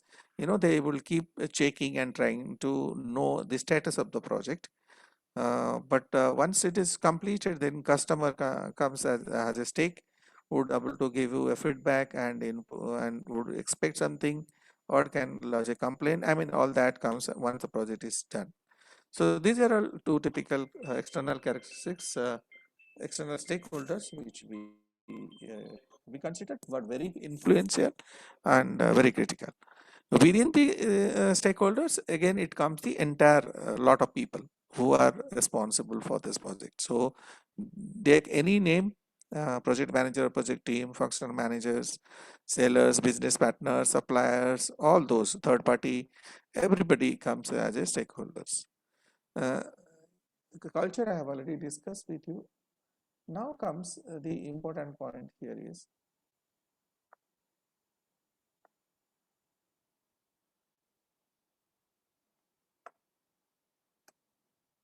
I'm sorry, it's just a hang it. About the project organization structure. See, when a particular project is to be implemented, then comes who are the people part of this project team, who will be the responsible team who would work from the project organization part, and who are those people who will come in the process as a resource to contribute and work in the project. So normally for every project in a standard normal organization, we have an organization structure and roles and responsibility which are clearly defined. So therefore there is no ambiguity, there is no conflict or confusion. But typically when any project is done, a structure is created, a project or organization is created virtually for the project's sake, and it operates, it is made functional from the beginning of the project to till end of the project completion. And in that organization there are different level positions or role are there, where people from the project organization can be part of it, or people from outside can be hired for a certain period of time, and they will be engaged with certain role and responsibility, work for it, and then once their job is over, they take exit from the project or maybe deputed to some new projects. So there will be some what you can say permanent employees, or there could be some part-time or short-term period of people who will be hired for the project. So typically the project organization is a build, and that project organization can be of these types. One could be, we can call it as a functional, it could be a matrix, or it could be a project types. If you try to understand this structure, you need to decide what is that kind of organization structure that you want to build for your project when you take up a project. So it would lead to some kind of role clarity, role definitions. Now here, this is a functional organizations. Sorry to interrupt you. Yes. Please clarify on the matrix part. Matrix part you said, no? I will discuss after this. Matrix I will discuss after this. Okay. I'm going one by one. So I'm talking first about functional organization. Like in functional organization, say for example, I'll take best example is about, let's say, IT products. If a IT company is working on a software development project, or maybe a finance company working on different financial product, or maybe an insurance company working on different insular product, aiming at a specific project of developing a product. There it comes about the functions, like the specific domain functional people are placed at the as a head of the department. So that could be a CEO, or it could be called as project manager, and under him there will be different functions. So you can even define HR function, maybe finance function, legal function, looking to the nature of the project, technical functions. So you can have a functional head who will be heading a specific nature of jobs, and then in that functional head, the people can be from your project organization who are part of your organization. They can be deputed, or there can be people who can be hired for a temporary period till the project is completed or their role is over. So this is clearly tells that this is something like a finance and account. This is something like, maybe HR. This is going to be a technical function. So like that, you can build multiple layer of parallel functionaries, and each of the functions will have their clear role and different role clarity, job role clarity, and they will deliver. And of course, they integrate each other when it comes to PMO office or project management office. So this makes a very simple organization structure based on the functional need. So it will be a hierarchical, it will be grouped by area of specialization. Staff members will report to clear supervisor. It's like anybody who's working in the finance area would be heading reporting to CFO, or maybe whoever is the head of that particular function. Similarly, or HR would be referring to HR head, like that. So there is no cross reporting, cross functional reporting. It's clear vertical. So project scope is usually limited to the department boundaries, because you have clarified that your project needs these functionaries to be part of the project. And project manager has a title authority overall, who all the functional heads they report to, or accountable rather, to the project managers or CEO, whoever could be the designated person heading that particular project. So this is most common form of the organization. You find this can be one-way structure. Advantages, if you consider, technical management is easy and clear career path in areas of specialization for the people who are working. So they know what their role, to whom they are going to report, and who will do appraisal and all that. And team members reports to only one boss. Disadvantage is no authority for project manager, because the functional head can empowered to drive his own team. So the interference of project manager is less comparatively, and no career path in project management, because they work most of the time in silo. Possibly they may not have uh, cross-discipline knowledge or interaction. It could be it might happens like that, and people are focused on their functional specialization instead of their project. So like, they are not concerned what the technical team is doing, or procurement team is doing possibly. So they may not have much interaction directly the team are below the structure, or the topper level or the upper vertical level. Yes, they do interact, but at the lower level the interaction scope is very limited. Heads. Now coming to a projectized organization, so this defines the similar functional wise. Now I'll come to the matrix organization. Here, it is not the functions that way we define as a specialization area. Here it is a balance between functional and, of course, of functional and projectized. So there are three types of structure you will find. One is a weak functional manager, has more power than project manager. There could be a balanced functional manager and project manager share authority, or there could be a strong power rest with the project manager. This could be a mix of any of these three types. Looking critically, when the organization structure is made, the project manager may be empowered to directly interact in any of the vertical functions and interfere, or can bypass and take a decision looking to the project interest. So there is no clear boundary for the project head or the project manager to just largely dependent on the functional head. Rather, he can always bulldoze and get into the functionaries, and sometimes he can create a team of multiple people taking from various functions and build a team. That's also the way where he can he will have a better control and understanding to monitor and track. So this is something matrix means. It's a relationship based structure. Let's say, for example, finance and procurement.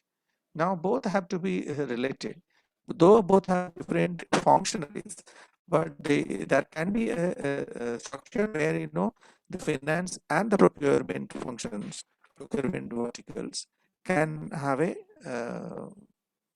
group or a teamwork together directly under the projects. So this is something not unidirection, not in isolation. They mix it up. They try to club together and bring a pool of people from various function and do it. Now, another function I'll tell you. See, for example, criticality comes. Like, for example, a person from the department, let's say finance department, has been deputed to the project. Now here, the person who has been deputed from the finance department for that particular project is going to face two different authority. I mean, he has original boss or reporting authority in the original department, and now he is in the project where he face or he has to report to another another boss in the project case. So that there the person comes, like for a person performance measurement, he would be trying my whatever I am delivering it, whether my original boss knows about it, or how do I keep both of them in the loop so that both are happy, both have understood my job role, and I do not get uh, get two direction job from one from my original authority boss and the project boss, where I will have some kind of conflict and may not able to deliver.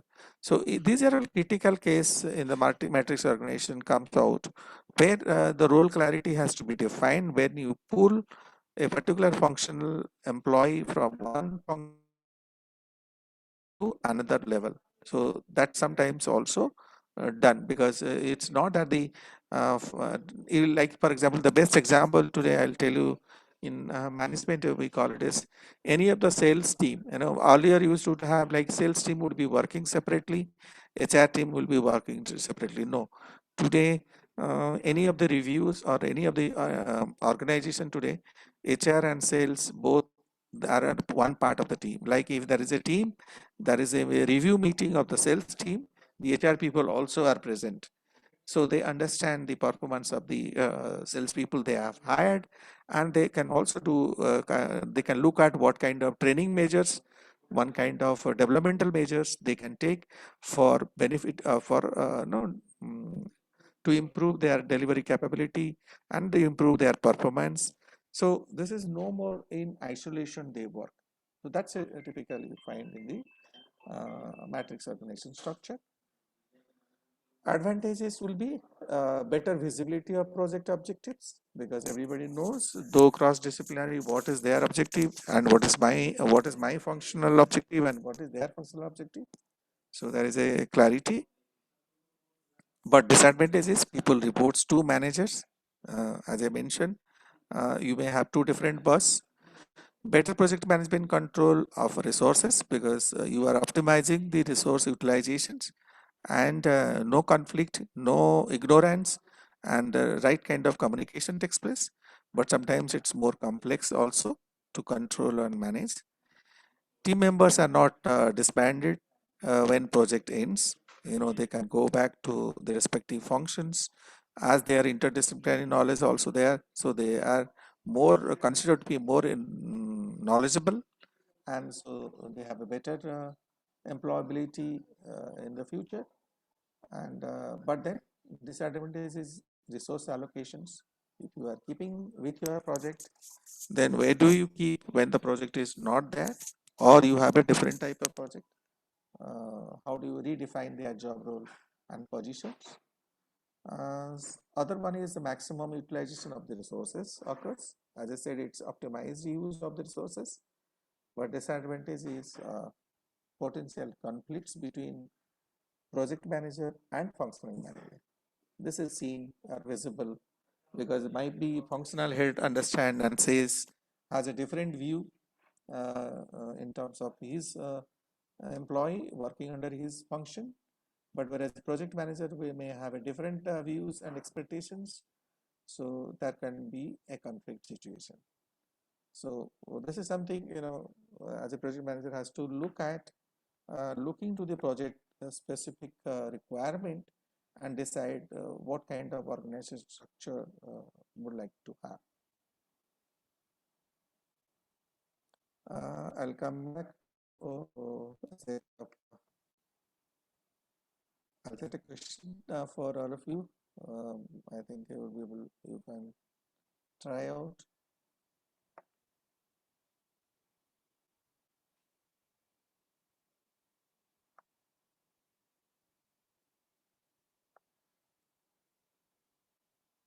Since we have discussed many things about a project manager, I will try to put to the question that how far you relate this. I have posted the question.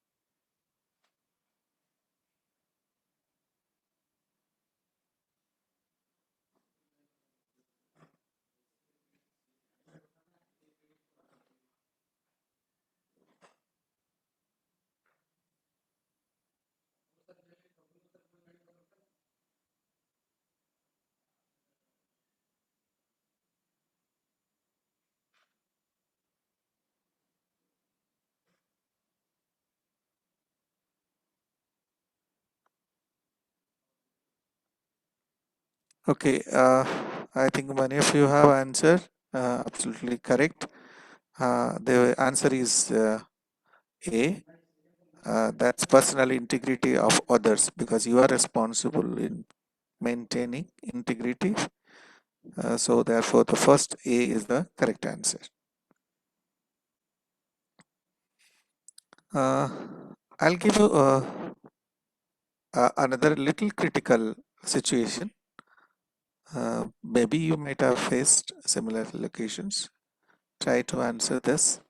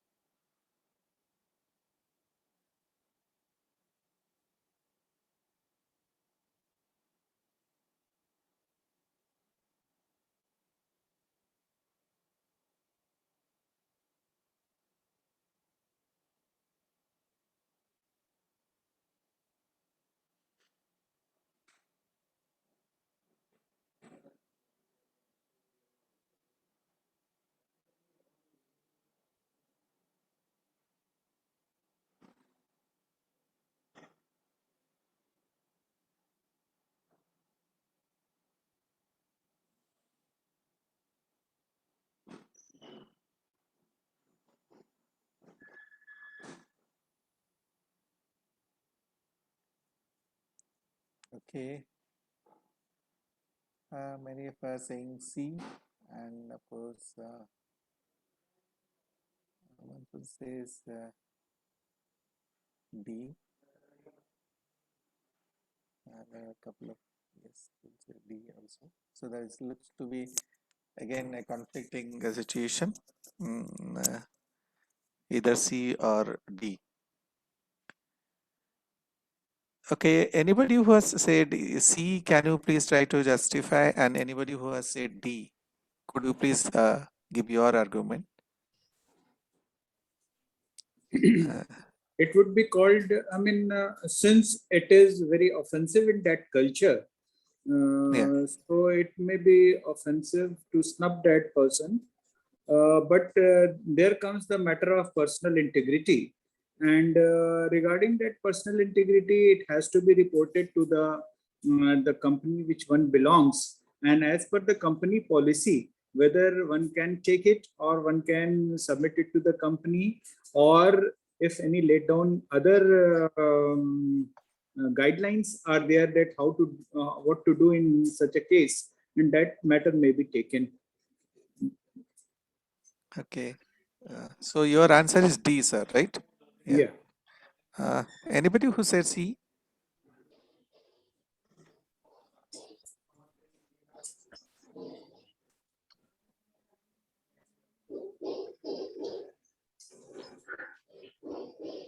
Hello.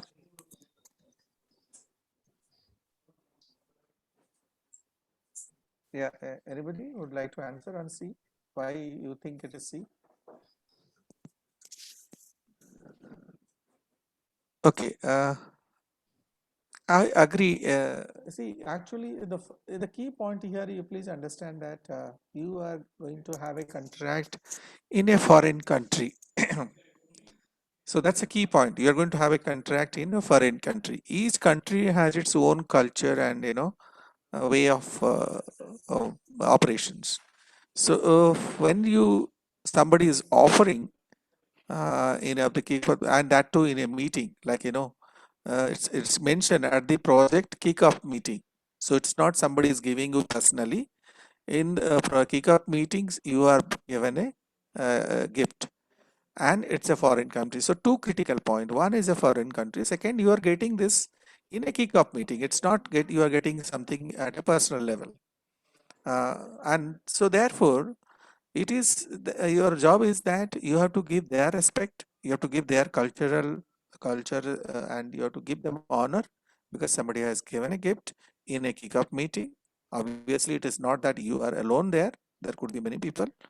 And the second thing, it is also against your organizational policy. So best option would be not creating offense. You just accept it, thank them for accepting it, and then you inform to your organization that this has been given by the party to me, and then what is to be done can be decided at your organizational level. So preferably the answer D is more appropriate here in this context to take a decision, so that you safeguard your own culture and policy. At the same time, you are also not hurting the person's that country culture and respect. Hello.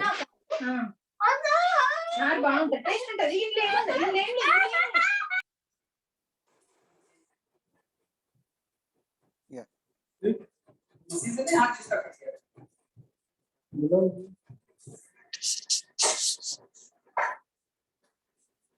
I'll give you another critical situation for you.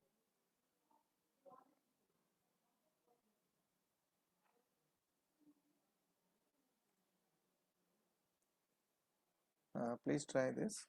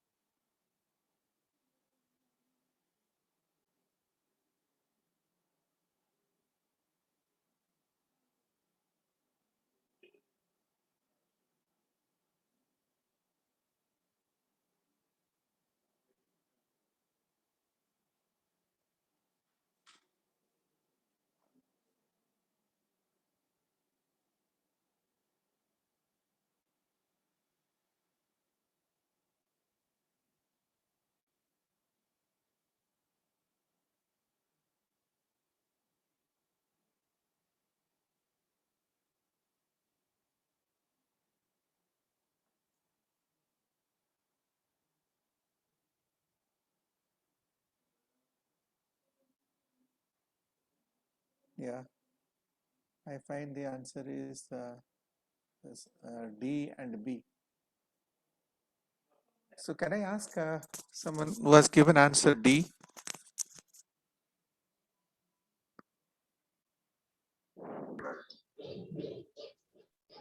Information is given to everyone. Everyone is at equals.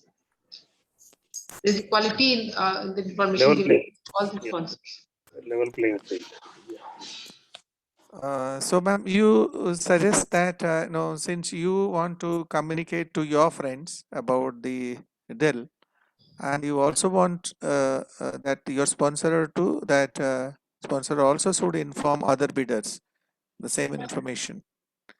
Everyone will have level playing field, and there will be more participation.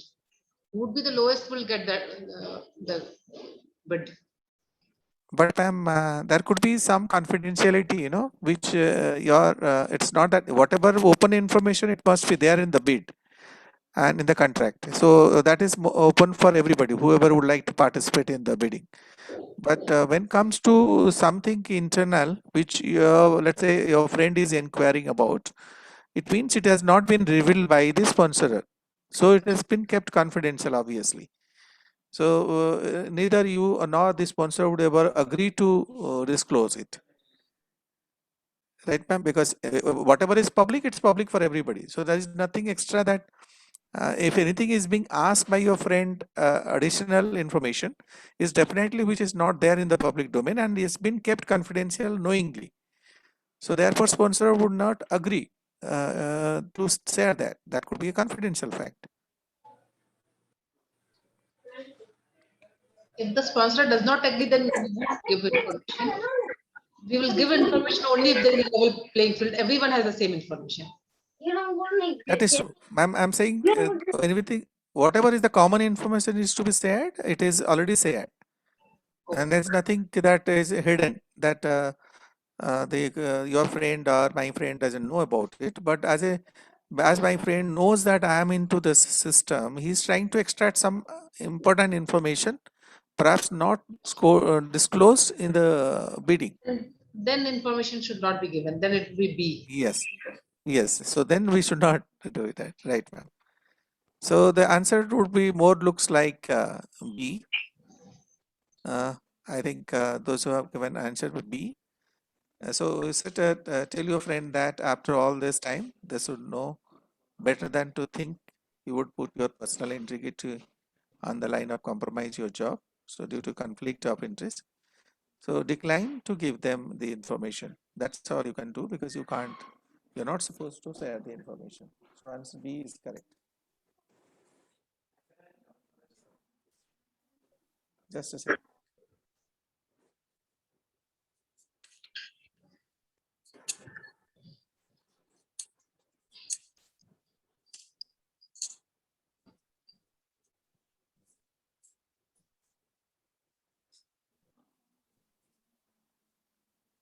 Okay.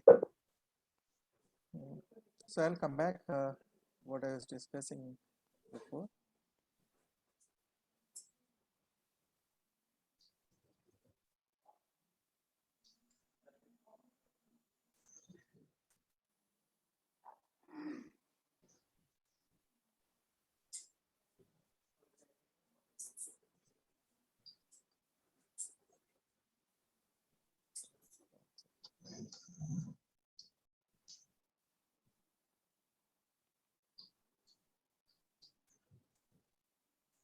Is my can you see my screen?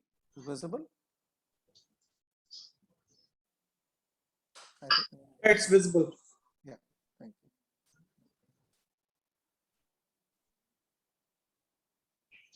Where is so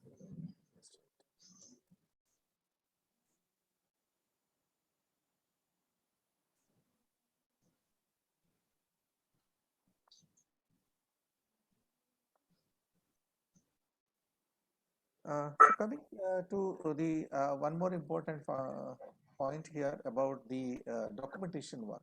What are all you would like to make as a documentation? If you are in charge of a project, what are all those documents or information you would like to keep on a archive RJ documents. So normally these are all key things which is expected, but not is an exhaustive list. You can have many things onto that. So usually project objectives, summary of project results, then original actual start and end dates which was planned, and then of course the deviation whatever happened during the project. Similarly, original and actual budget. So whatever was the original budget for your project and what really you spent at completion of the project. So it's vis-a-vis both planned and actual in terms of time and cost. But objective is not changed, the scope is not changed. These two would be, there may be some changes, and it is seen that it happens. Though we consider time and cost as key constraint, but it has been seen that the deviation occurs for various other external forces. And then project assessment. I mean, why did you do this project? What did you produce? Was project success? And what went right or wrong on the project? These are all key learning while project monitoring and controlling. A lot of experiences comes, and that one has to keep a record of that. Then a transition plan. I mean, what you are aiming at? Like, say, for example, here subsequently these are all your reference points. So what you think that subsequent plan you would like to do, or you would have thought of doing it, if to take a corrective measures, and that this is more of a homework. And then annual project benefits measurement approach. This is something, if it is a periodic, then look at what are the measurement tool that you would like to deploy, that you deployed and you could able to measure the success of the project on a progressive assessment level, timely progressive assessment point of view. Because now many of the times the measurement tools may be faulty or not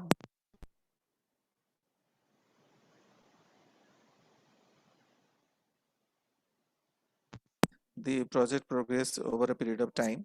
So was that a measurable tool which was defined was more appropriate, or you think this could have been different? So this is again kind of doing a postmortem of what you planned and what could have been better.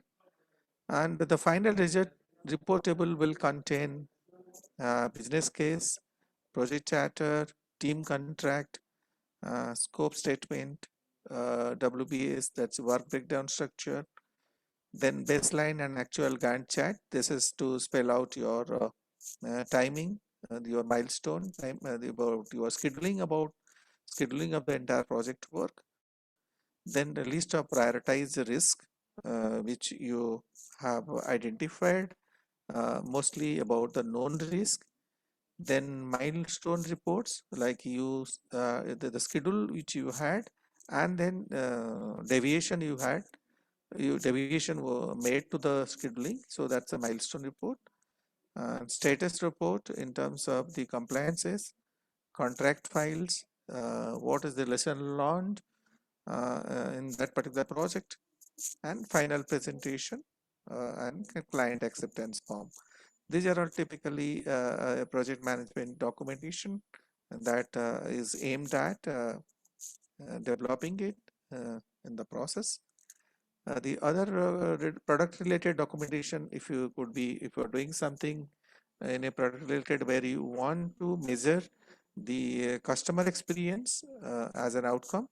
So it may be that you need to do a survey and do an analysis of the customer feedback or the user feedback based on the kind of product that you have made or developed. So that will come under survey and results. Summary of user inputs, whatever feedback came, broadly what are all key points that you would like to consider if you do the similar project again. So that's a very positive feedback, or even it's positive comments for the future projects to do.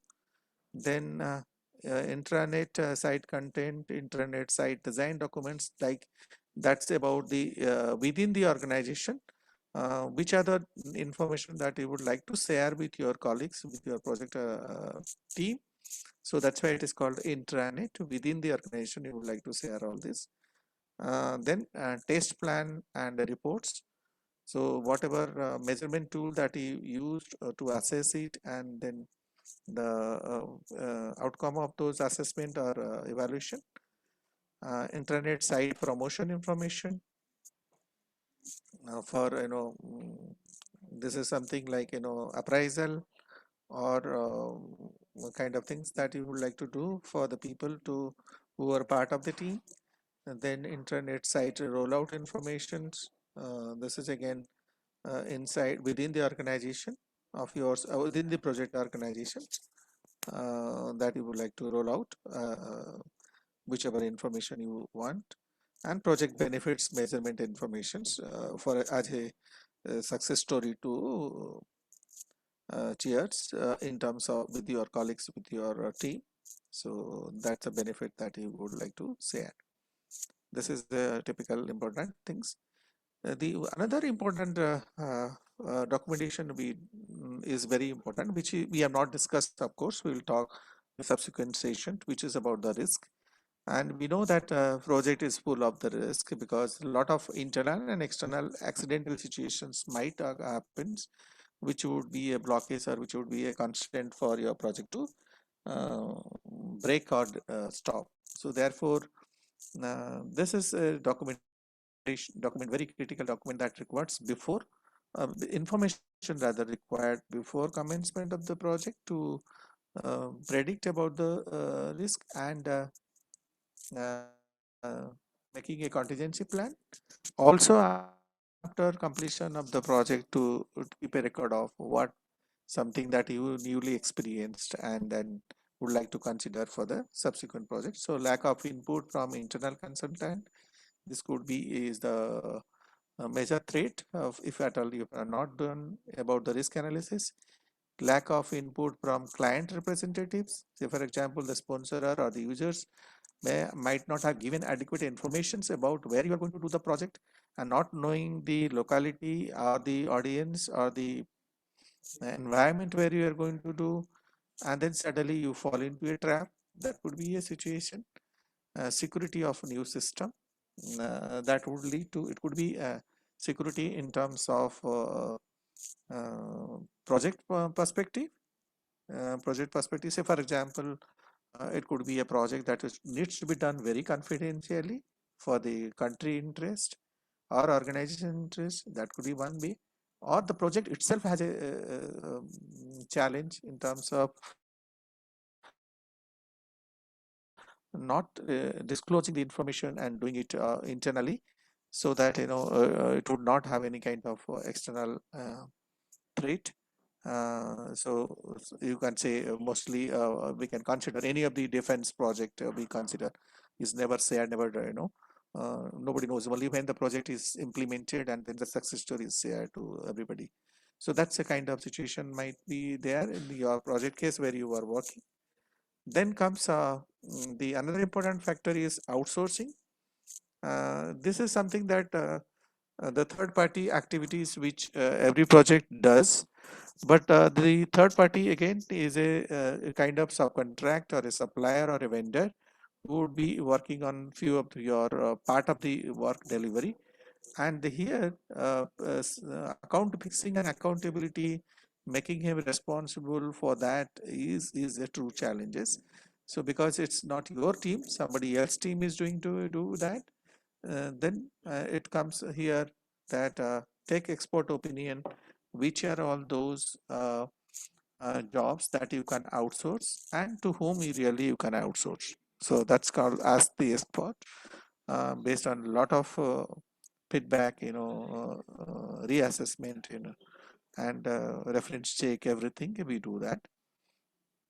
And again comes about outsourcing purchasing for processing online payment transaction, organizing the templates and examples in a useful fashion. This is more related to standardizing the documentation process for every compliances, be it on a daily reporting or a weekly reporting or a minutes of meeting, everything to be more standardized. Like suppose many of the times we do a minutes of meeting, we write down these other decisions we have taken to implement, but the role, the person responsible and the timeline, sometimes we don't do that. So if you are not mentioning the person who is responsible for this specific action item and what is the timeline, then the minutes of meeting is incomplete. So that's how it is essential that we should have a standard template. Then providing an efficient search feature, like the information that we are keeping is again for reuse, for re-access. So something that you create in the form of a archive or library, we call it, that how quickly and easily one can track those informations, maybe past or present, again for your internal use, so that it will not be difficult for you to track the particular information and take a decision. So what is that process you would like to keep it in the place?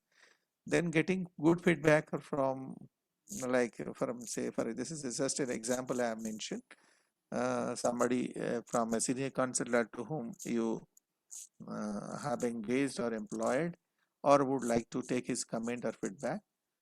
Then effectively promoting the new system out of your best performance. Some of the some of these decisions which has made you successful, and that you would like to take it as an organization culture, would like to make it a part of the success story for future projects. So this can be effectively promote for the new, and realizing the benefits of the new system within 1 year. That's because that becomes a repeat, because that becomes a practice in the organization structure. So within the timeline, it's 1 year specifically I mentioned, is because if you look at when you are monitoring and tracking and finding out that this is paying you results, possibly you can make it as an organizational practice in subsequent years to make it the project success. One more important point here about the milestone. As I mentioned, the document of milestone is about the list of activity that you have defined in the Wbas, then date, I mean the time by which you would like to complete that work, and then status, whether it is completed or not completed, and the person responsible, and if there is some issues, what is that your observation or comments. This is something very, very important, because both time and cost are so interdependent. Anything we deviate from the time, that suddenly immediately give an impact in the um, delayed resource utilization and leading to higher cost. Sometimes we spend the required amount for a particular period of time, but the work is not completed. So that we call it as, in cost management, we call it as earned value management. How much value of the work that we have done, that we need to be assessed or evaluated, that's called earned value, against the planned value, how much we are supposed to spend.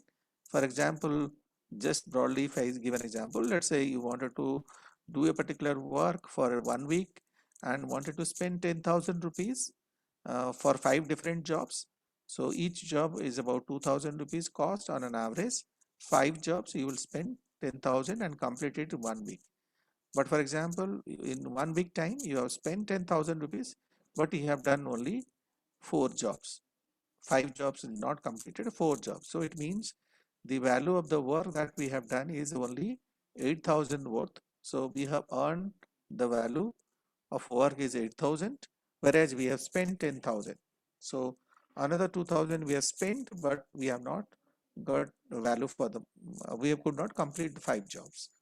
So this is something, just for small example, you can evaluate then how it can lead to additional resources or the cost that might escalate the project budget. And so therefore it is very, very important to do a proper analysis of the milestone for future to take a note. out of the current experience.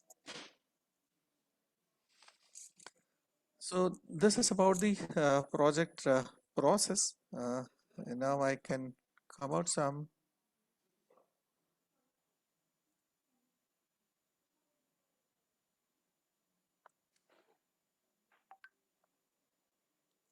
I'll try to put some question where you know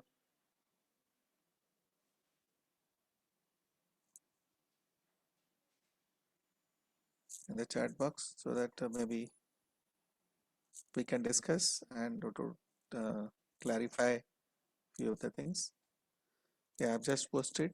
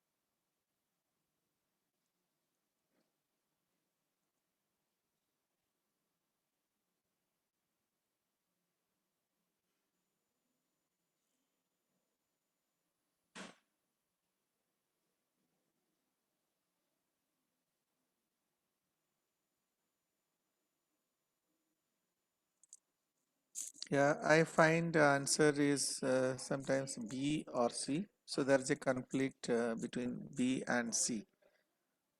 Will someone like to explain who says B and who says C? Since the schedule is varying, so of course it will impact the schedule. So C should be the answer. So those schedule may be varying, but in the overall, finally it can be controlled by taking corrective measures. Though temporarily it may be varying, but in the overall project schedule, it may be again we can adhere to the final schedule. Yeah, I'll tell you one more point to that, so that will help in answering this question. See, these are all estimate, right? You know, when we schedule, when we have done it at the planning stage, we normally do estimated likely that this activity will take 5 days. This will take 7 days or 3 days. These are all estimated. And when we do estimation, there are principles we might have follow. It could be based on your prior experience is one, subject to leading constraints, that if these are things are correct, then will be able to do it. You might have some cushion period also in terms of relaxation period, that could be the case. And the third important things we have seen based on the person his own nature, like people who are there who would be too optimistic or pessimistic, or people would be most likely person. So this is also affect in scheduling the estimating the schedule. So if you consider out of these two, the schedule, when it sometimes impact the schedule, if you say, it means it will impact, but it may not also, because sometimes your estimate was wrong and then it has impacted, but it could but it not, it has a relaxation period, because when we develop a network, we keep some amount of cushion period, it might be, and that may not trigger the subsequent, like suppose just to elaborate more. Suppose A, B both have to be completed, after that C will start. If I say that way, activity A and B both have to be completed and then we do C. Suppose A has got 5 days and B has got 7 days to take. So obviously C will start only after 7 days. So C is a critical activity. If it is delayed, it will impact. But B is a critical activity because it has to get over at 7 days, so that C will start. But since A is taking 5 days, so it has got 2 days relaxation period. Either it can start late or it can finish at late. So A is not going to create impact, but B is going to create impact. So that's why in a overall statement, we would say that schedule variance sometimes impact the schedule. That would be the right way to respond to this. Okay. I mean, this actually clarifies a lot of conceptual things on our mind. Yeah, I have posted one more question.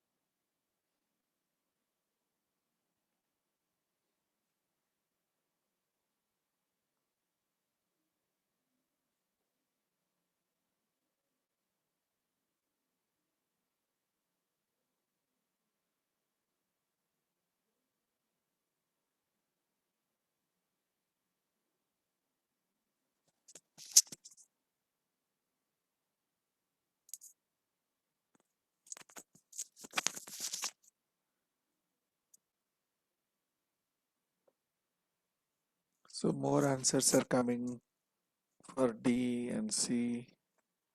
Sorry, B, C.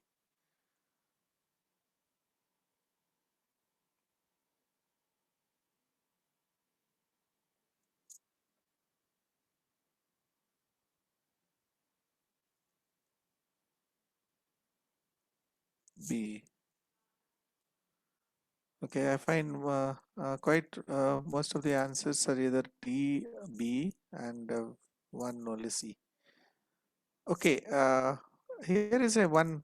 Again, I said always when we try to answer this, look at the key word. You have to catch the key word in the first point.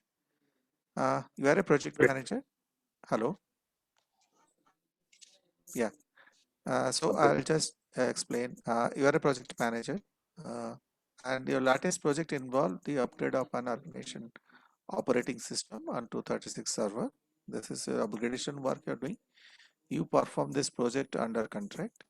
You are in the closing process and know that product verification is for what purpose.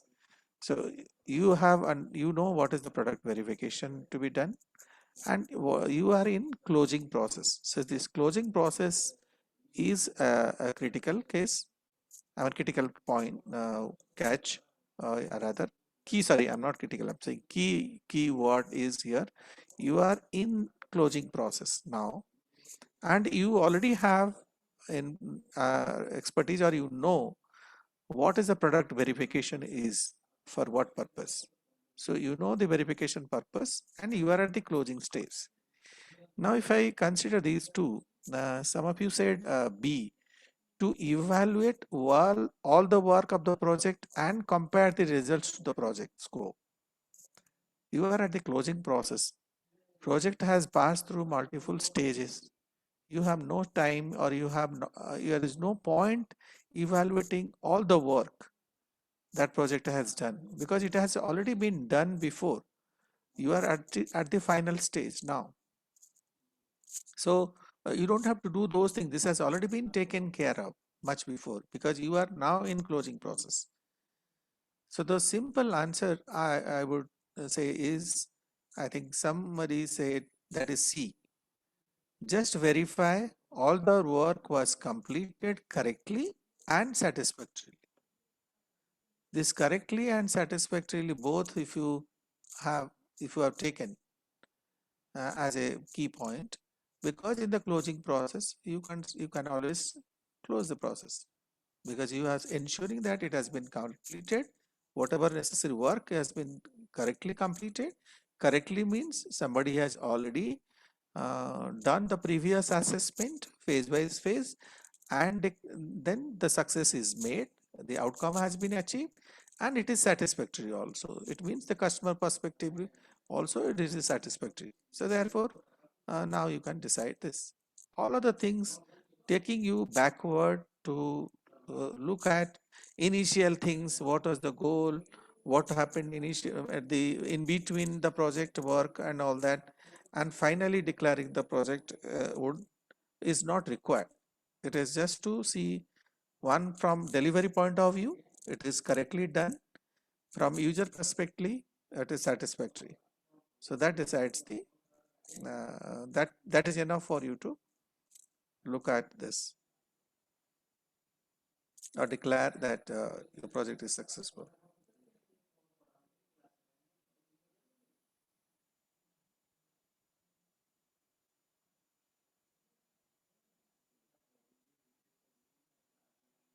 Okay, I'll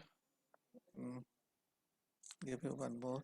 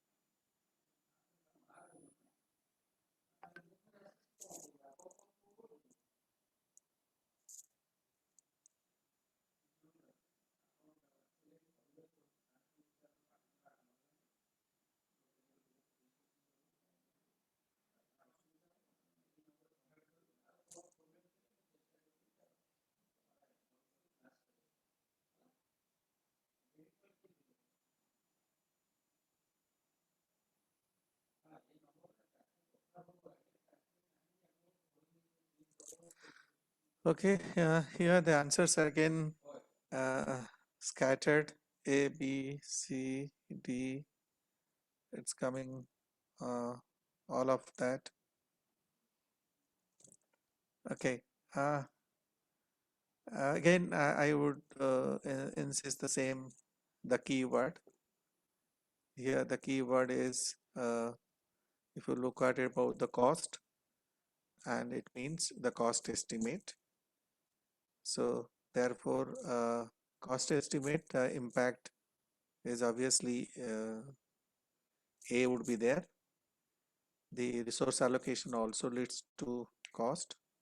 Activity estimating also leads to cost. The only thing which has no direct impact on the cost is product verification. So product verification doesn't have any direct cost impact except all other three. So the correct answer would be C, product verification.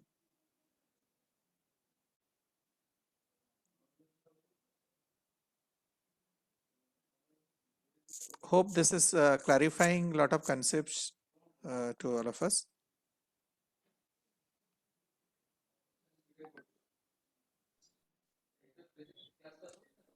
Yes. Okay.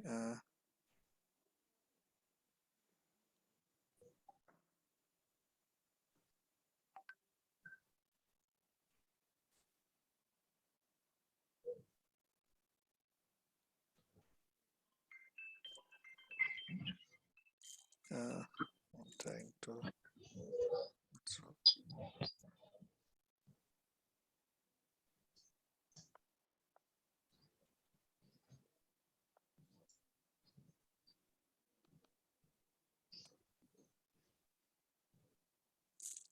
I'm not able to copy paste what happened.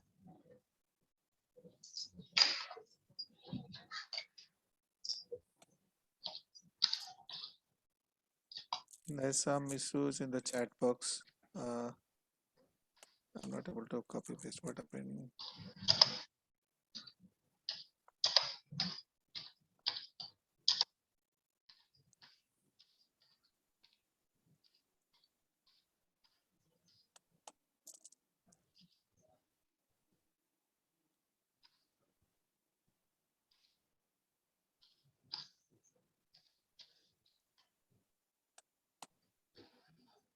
I think I'm facing some error.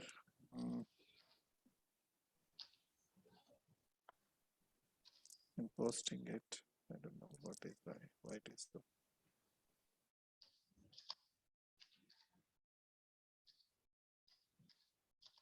Now, please try this.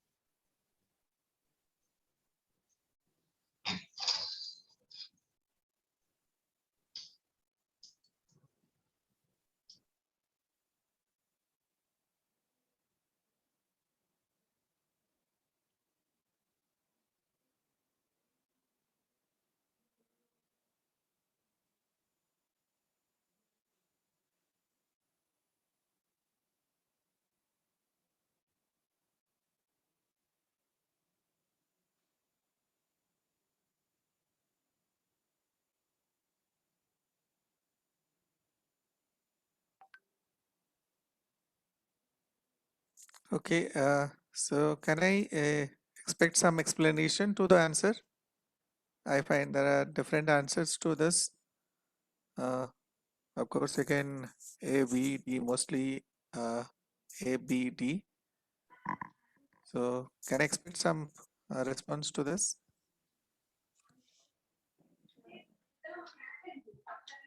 So this profit criteria is only for prioritization, not for ultimate selection. Okay. This is one of the criteria. Only prioritize after selection depends on the other parameters also. It is not only profit. There will be other parameters for selection of the project. So One of the tools. okay. So then Yeah.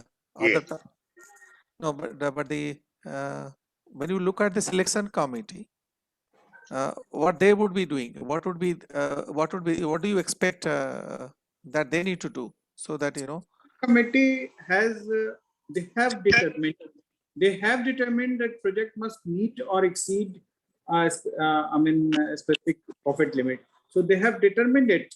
So, and that is in order to be accepted. So they have basically laid down the criteria, and based on that, what are the tools and technique for initiating a project. That has been defined. So Yeah. A should answer. Yes, sir. So what is your answer you're saying, sir? Yeah. But this is the A answer. If you see, this is which are a tool and technique of initiation. Do you consider these are all tool and techniques? Only is these criteria which you think they have decided or defined for profit maximization are the tools and techniques alone? One of the criteria. I think there must be other two. It's one of the criteria. Okay. One of them. D. So it is the input for initiation. Yes, ma'am. You're right. So answer is D. D looks more appropriate. Okay. They have defined the selection criteria, which are the input to initiation. So that takes care of everything. That takes care of tools and techniques and all other specific measures. So it is not only tool and techniques, and it is not a methods also. So it is obviously the criteria and which are the input to the initiation stage. Great.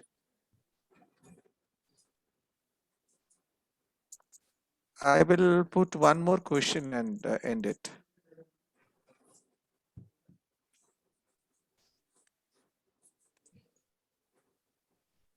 Yeah, that's the last we can discuss.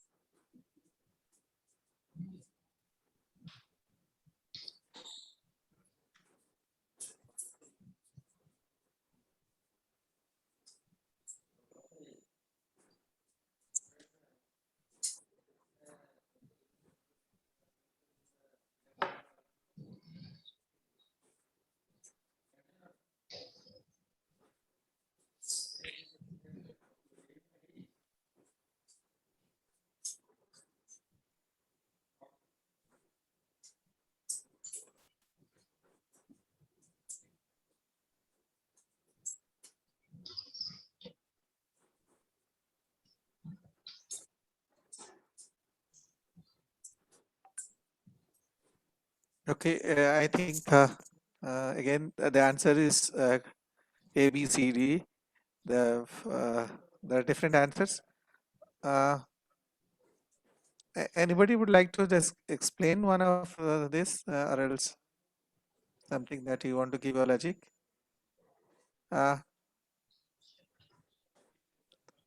Ahmed sir, you have given two different answers. You change your answer.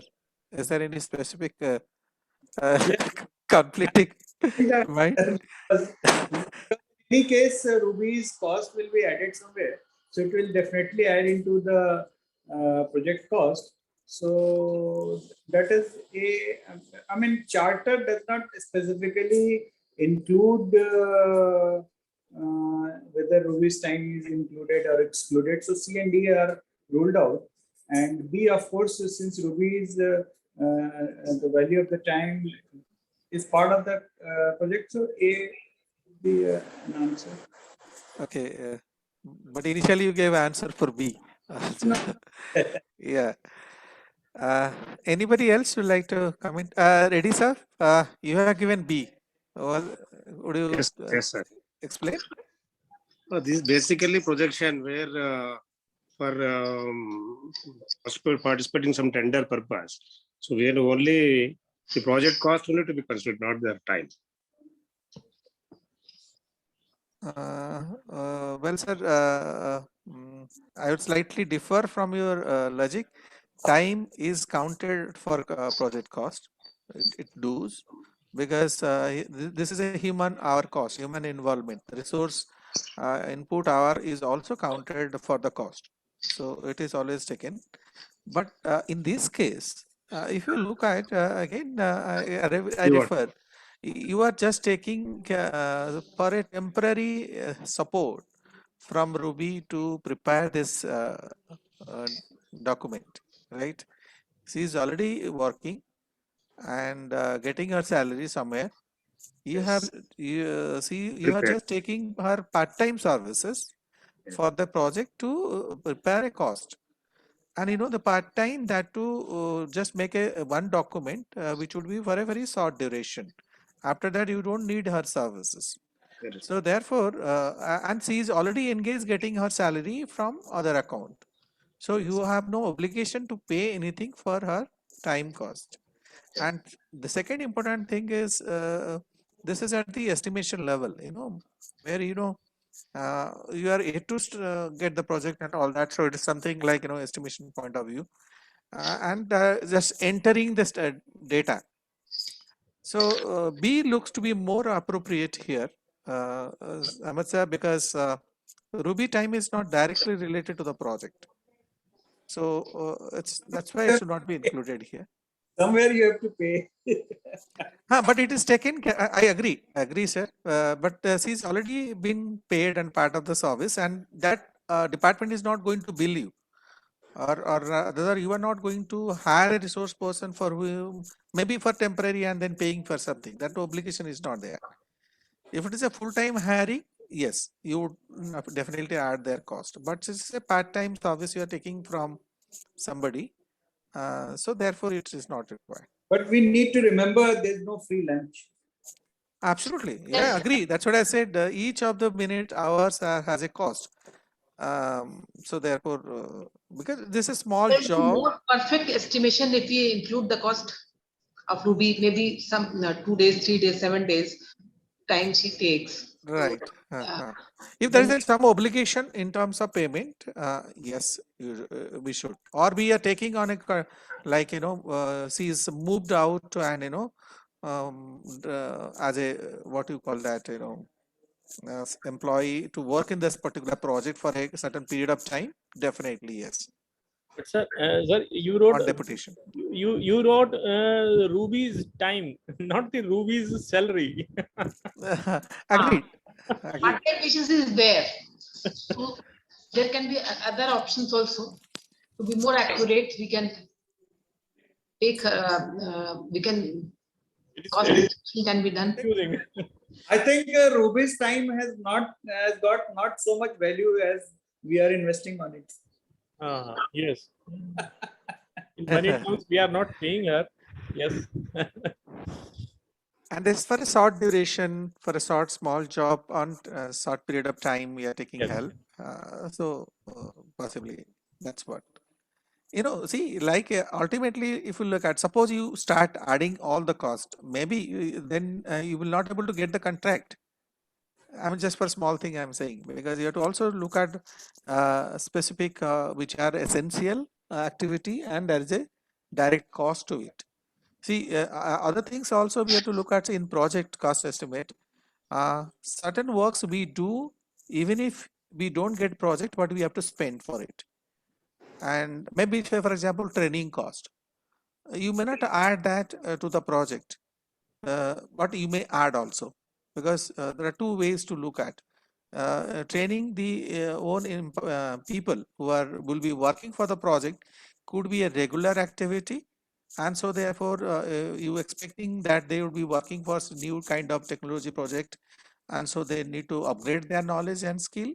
So that's a part of their learning. You may not bill it to the project.